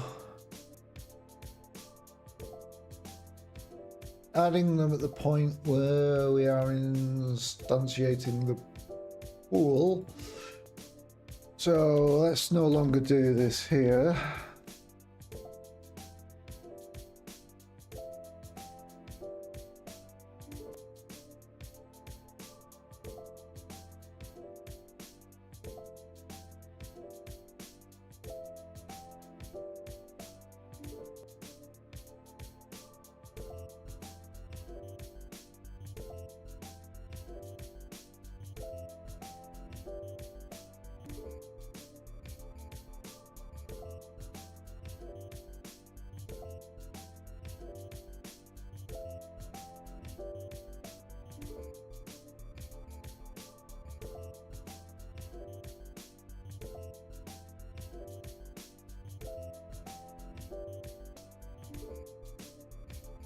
Okay.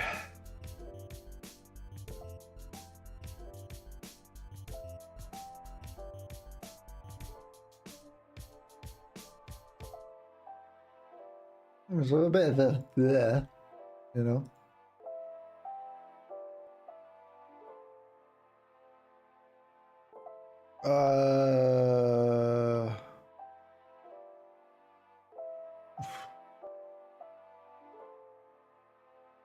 Still need to set the parent rule. if we are using it.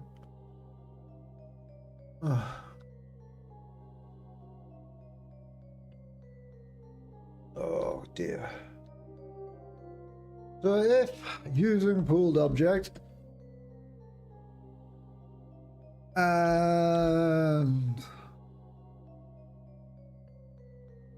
geo try get component pooled object behavior does not exist.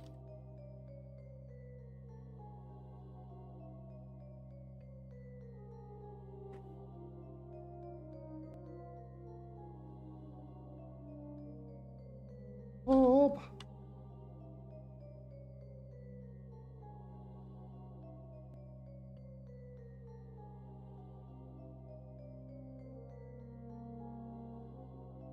Oh, come on, spell. Oh gosh, no. Brain farting everywhere. Just think about this a moment.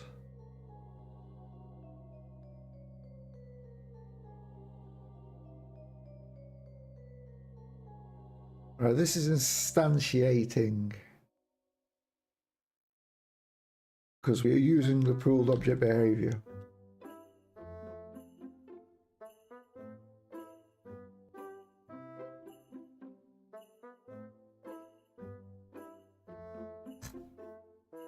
Okay.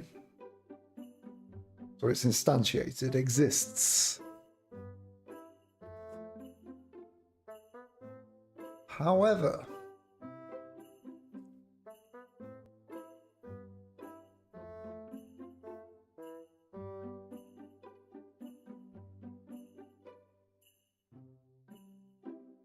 where is it? Where was it? Is it in here?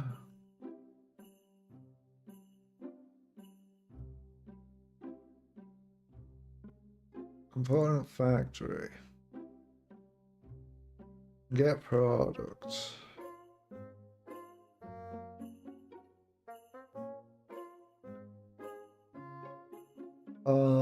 Get pooled product. Is it even called get product?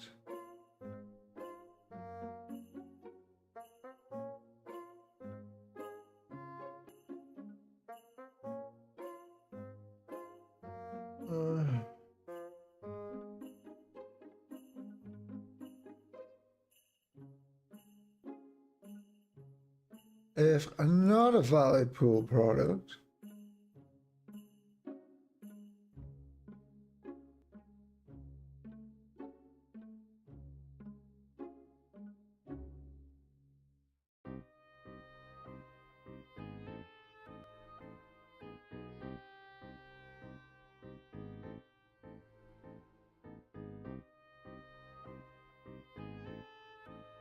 fails to find component of type or whatever we're trying to find.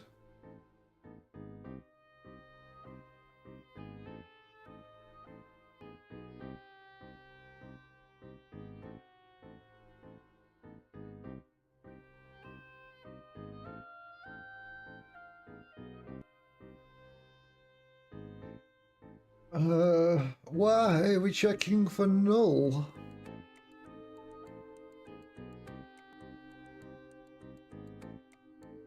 Right, that's stupid.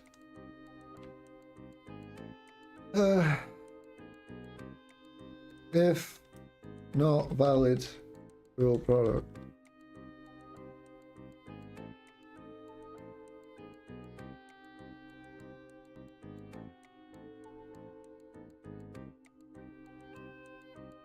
On get pooled product.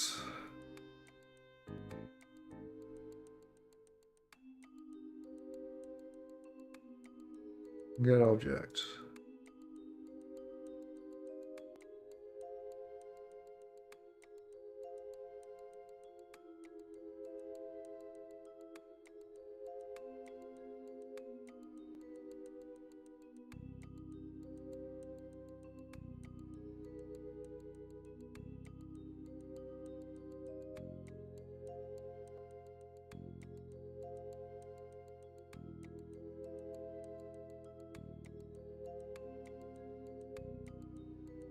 Let's just try and grab it from the pool. Let's just tidy that up a bit. And obviously this is really old code that I've not modded. Tidy up for a while. It's been a while since I've actually touched this pooling system, I think. He thinks.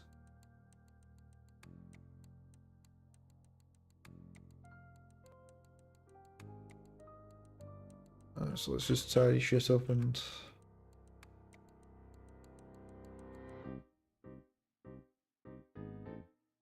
remove irrelevant crap.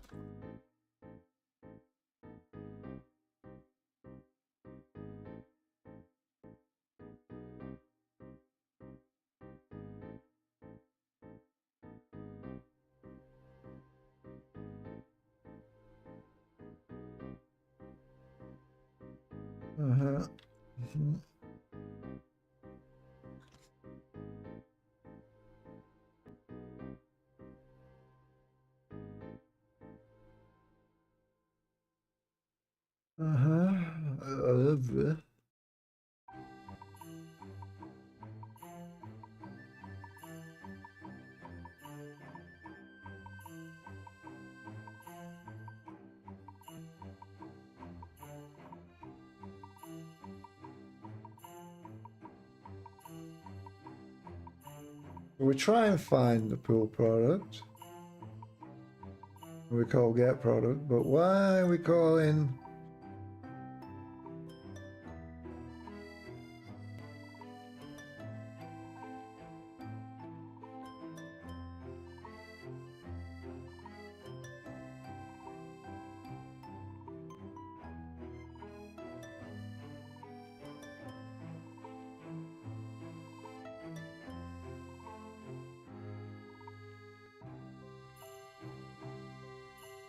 why are we trying to find a pool product if maybe we're not doing pooling?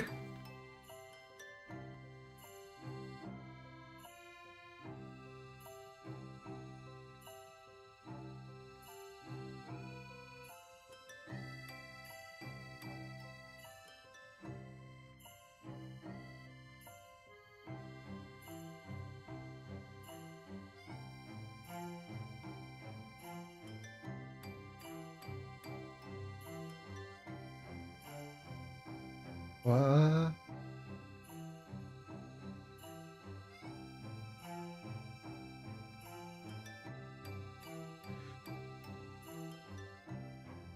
Oh, it's saying, yeah, that's an original product.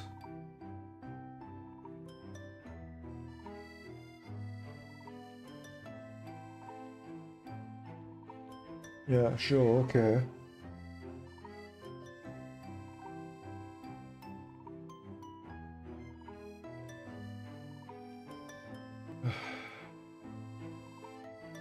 Why is that not structure then instead of a game object? We'll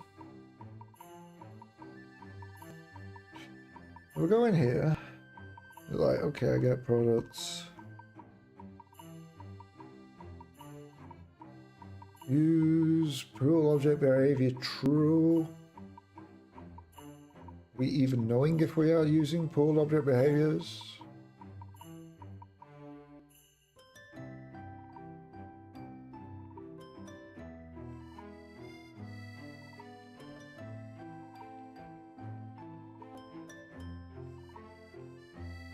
And then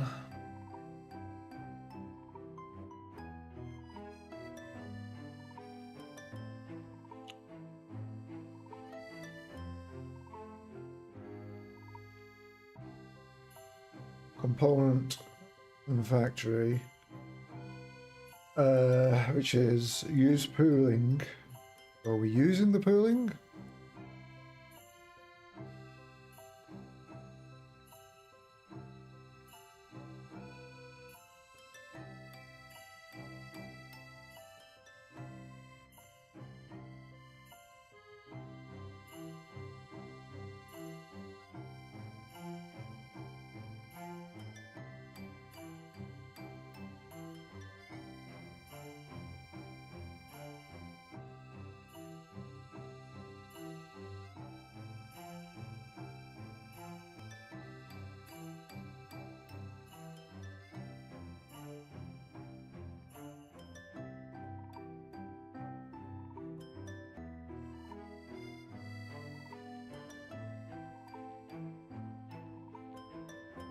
Look.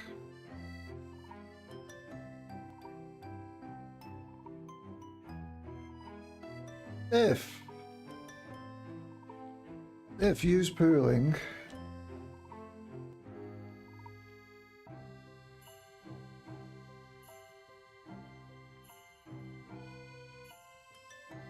do that.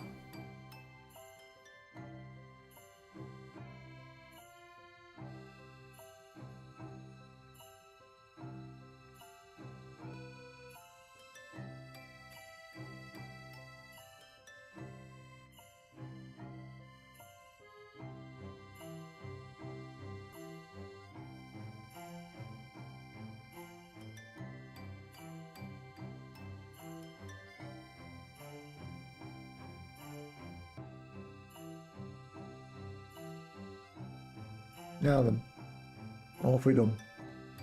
We're checking to say, are we actually using the pooling system? Have we pooled the items, or likely to have pooled all the items we need?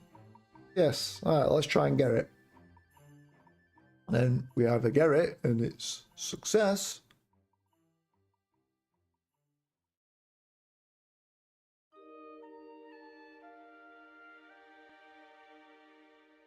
or we don't. But somehow we got the wrong component type attached. Is that just like a safety check? Whatever. We get the asset. Yeah, that's why we need the asset anyway. Which is the structure. And if we've got that, happy days, we can go off and do whatever this is doing down here, which is now complaining about game object not being set.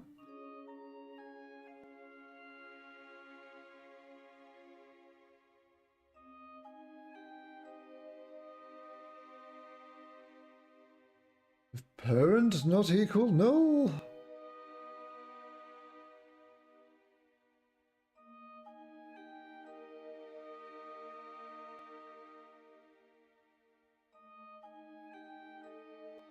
Listen, mate, it's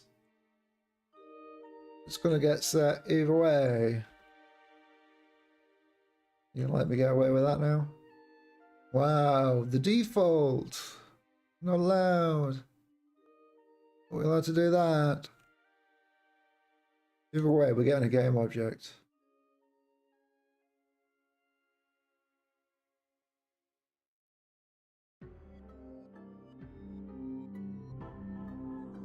Oh, we don't, because something really bad happened. In the worst case situation, something's not been set up. And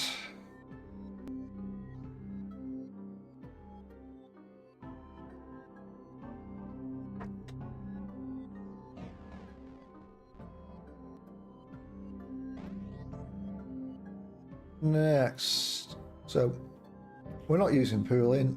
Well, that means that's false, because we said it false here at start. We'll instantiate it.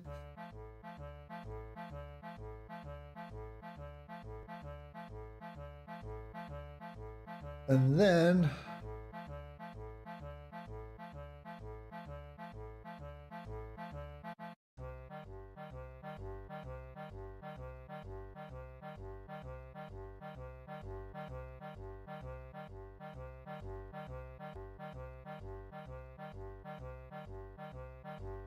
come to this. So if used, rule object behavior is true.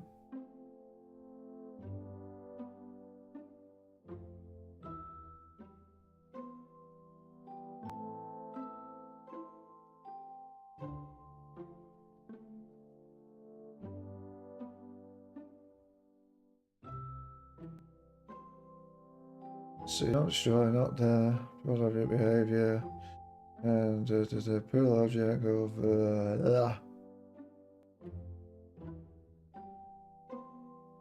if use pooling and use pooled behavior, then we do that. If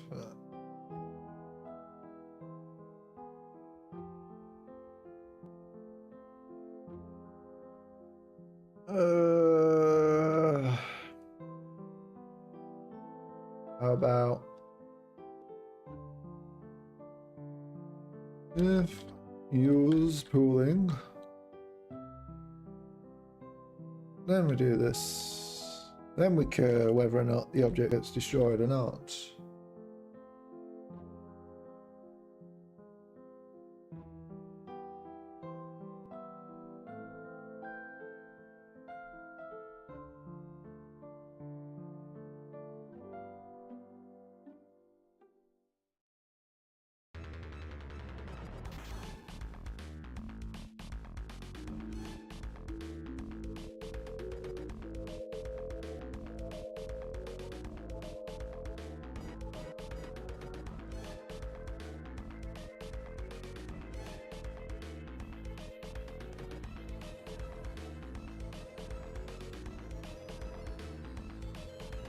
So for using a pool,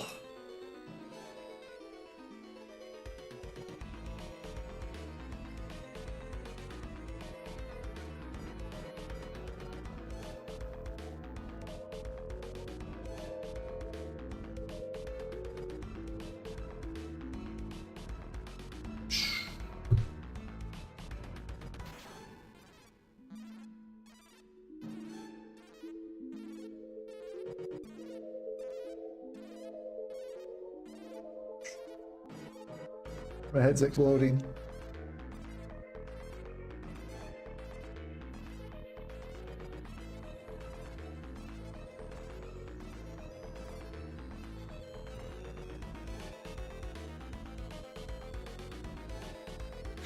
Right, yeah.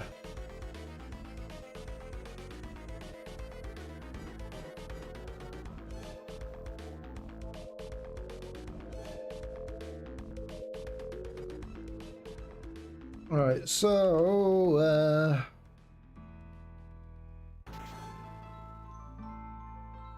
if we're in here, oh boy.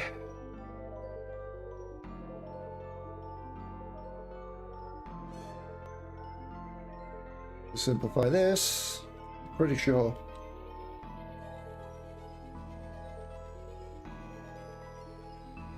We don't have a pooled object behavior attached to it at this point. So checking to see whether or not we did is irrelevant because we've not. Only those that have been instantiated and pooled will have a pool object behavior. The container itself won't.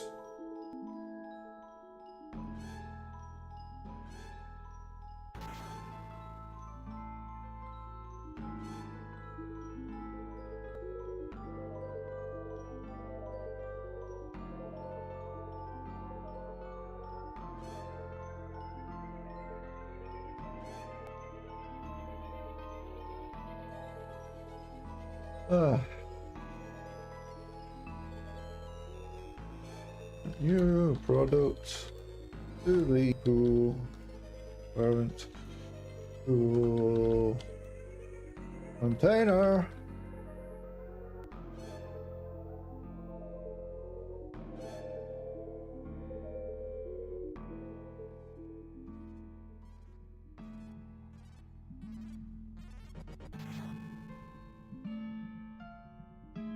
But we don't. We are using pool behavior.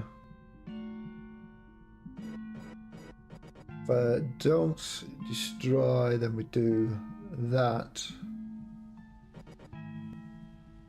Otherwise, and then this is like, no, we do have it, so we just put it in here.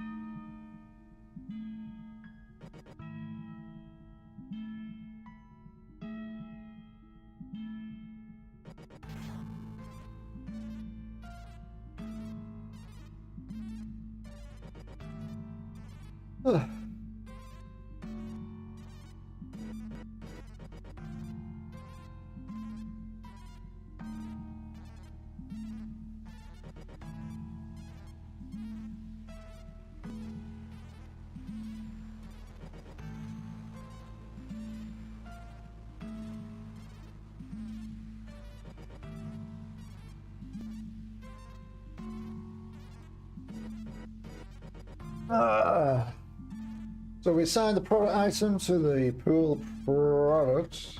We're not going to destroy it. We set it and we add it to the list of pool items. Otherwise, it's just a case of like, there's the added component, there's nothing special on it. And then when we come to do the calling for this, so what have we got? So we enable it, cancel any pending invokes. Isn't, oh yeah, because of that, I guess. Excuse me. It won't have a parent object. Not set it. It only gets set true when we call set parent product. It has a parent product passed in, that's not null. And then now I'll actually get included in the pool counts accounts that I have.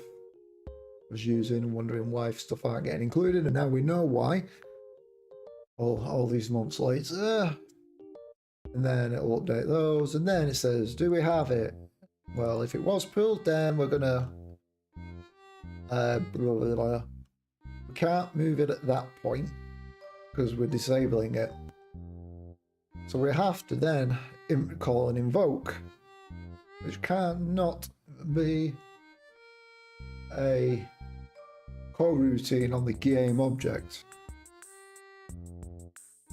I could make it attached as a coroutine to a game manager class, but I just went with this at the time. And then this will say, okay, so first of all,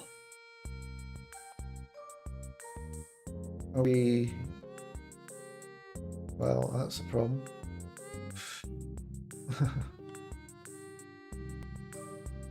Glad I caught that one. So if we've got a parent parallel object and we're not in the same scene as it, then we're going to make it the same scene.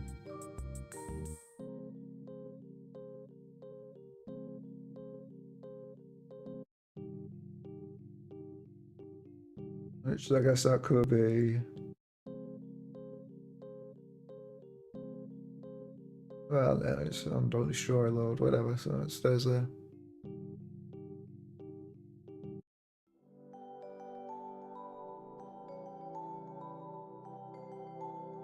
And then we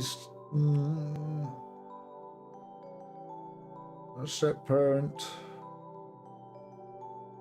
Hang on a minute. That's pointless. We already know it has a parent at this point. That's why we're calling it. Doesn't get called otherwise. We'll get re-added back to where it belongs, or we just destroy it. More garbage. Haha.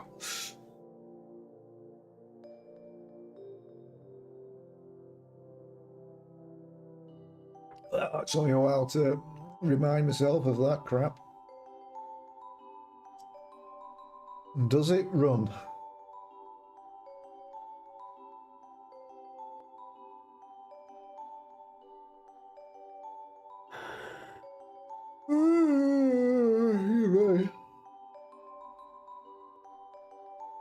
Oh, so tired.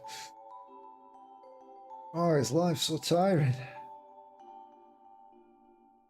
Get back to all the ships.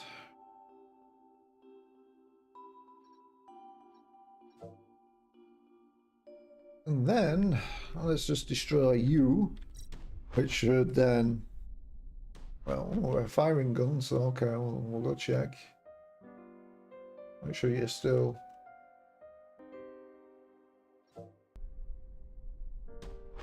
Oh, cool, yeah, well done. So we'll destroy you. And all the... Woo. Cool. And all the debris is in the debris, yes?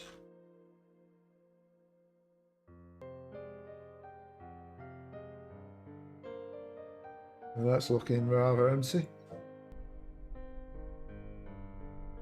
And then...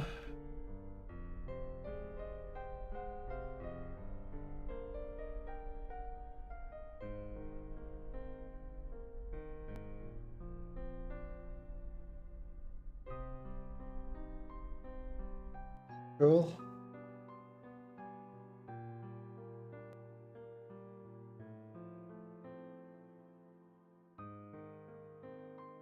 And then not structures. It's not in here. Dead. It was an F2 cruiser. And this is still empty, so it didn't pool it, didn't add it back. And then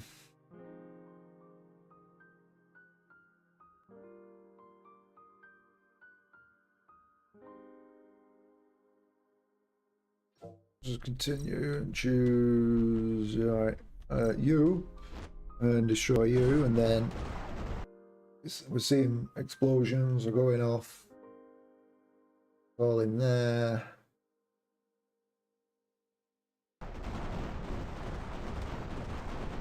All the explosions, all the debris, none of it's in here.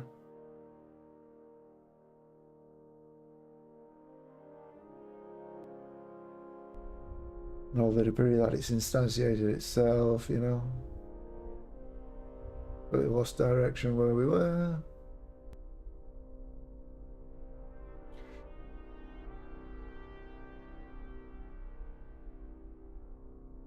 Okay.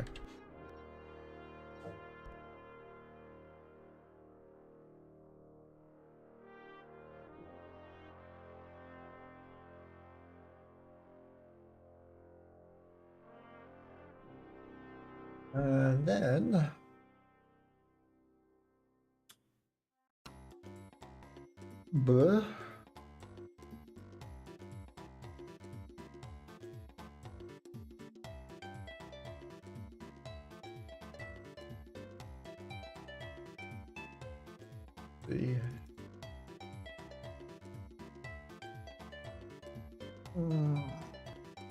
so we have name, total active, maximum expected, and what we actually got.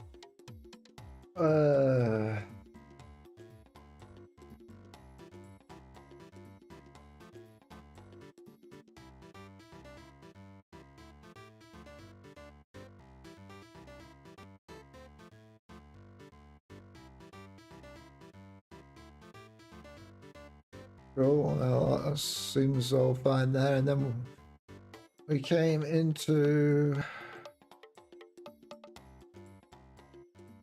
particle explosions there. Those explosions are instantiated. And then unknown object stats. I guess stuff which I've not made it aware exists as an item. So it's like clowning out on that.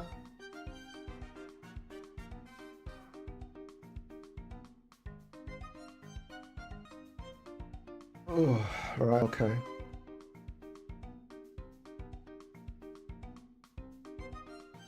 At least it's now calculating all stats correctly, I hope.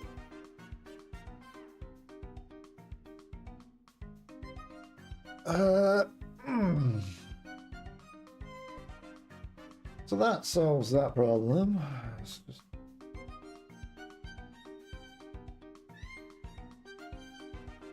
show you this. Might as well. Oh. So in video games, in space video games,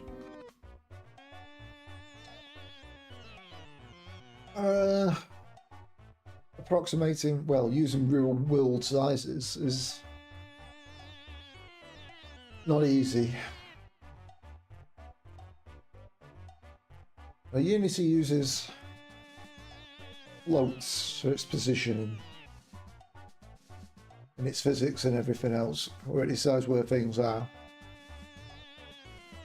That means when you get to, say, 100,000 meters away from the center of the game world, or wherever the well, yeah, the game world. Let's go with that. That's the correct thing. Center of the game world. You start to lose accuracy. Because the higher the number, the less decimal places you get to play with as it increases in size. So you gain an additional unit digit, you lose a decimal. So when you get to 100,000 meters out, if you've got two cubes touching each other, they'll, with physics all attached and isn't kinematic, the physics applies. The chances are you'll notice they'll bounce if you're looking at them in the editor, or if you zoomed in and looking at them for great distance and they're visible. And that's because there's a loss of precision.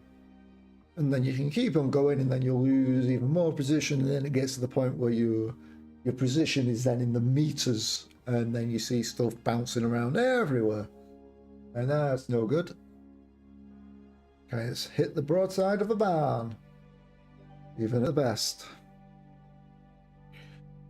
What we do is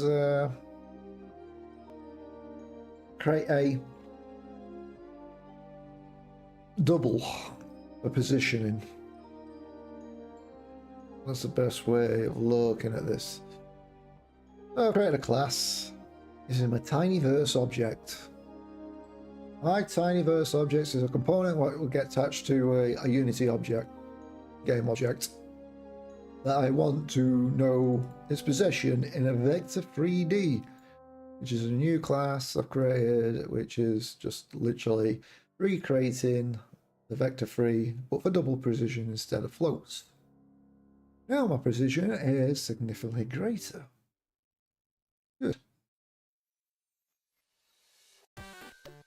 That means I need to keep track of the relative world position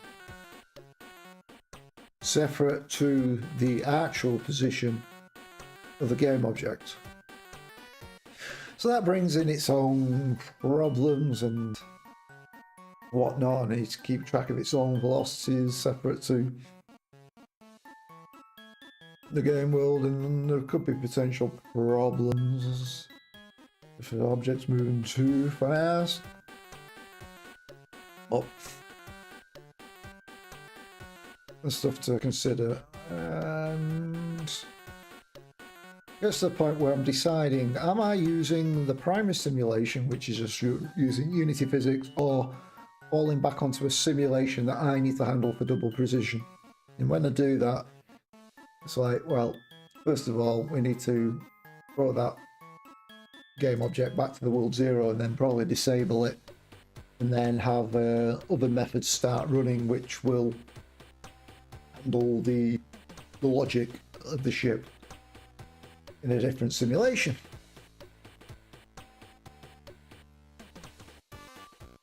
And at the moment I've got that, so it should be tracking world space.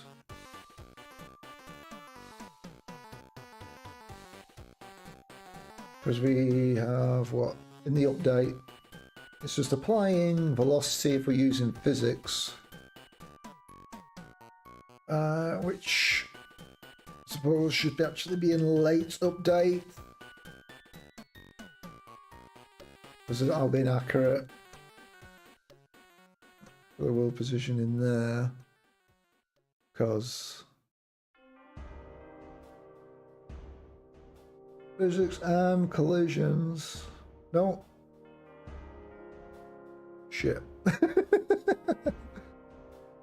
That could be the problem now. I've not tested that part. So this is the thing that'll decide whether we're going to use Unity physics or not, or fall back on other method of simulation.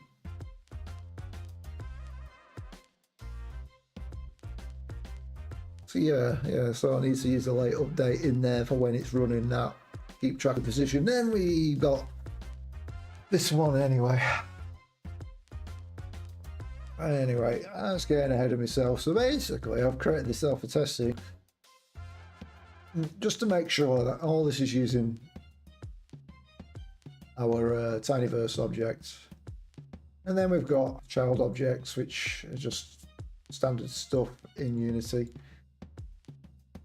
And what it does is it determines, like, it recreates the bounds as double precision, basically, in local space to the game object parent. And this is all running, just doing a test of physics. Nothing to do with Unity. It is literally all using the double precision stuff. So you can see we've got the draw bounds, where it's using our bounds D class, which is just literally a recreation of the bounds class, but everything's again in double, recreating that. Handling with local bounds of all the child objects, which is this is doing, and just literally taking the actual bounds of any collider it comes across, apart from mesh, just to create a simple collider, even though we're using capsules as spheres. It's just going to be a box, for my simplicity and stop me from going mad. And we can do this in low position because it's local for the game object, and the game object is a vector for a 0 anyway at the point where we're doing this. Once we've initialized it, then we've got the double precision and it's fine. But this is all in local position, so we're okay to get stuff in float values, and then we'll save it as a double, because we're not going to be able to make an object bigger than what it can do from the game object within the editor, unless we're starting to do crazy things. I just no, I'm not going to create a spaceship that is 100,000 meters long. Thank you very much. Not at all.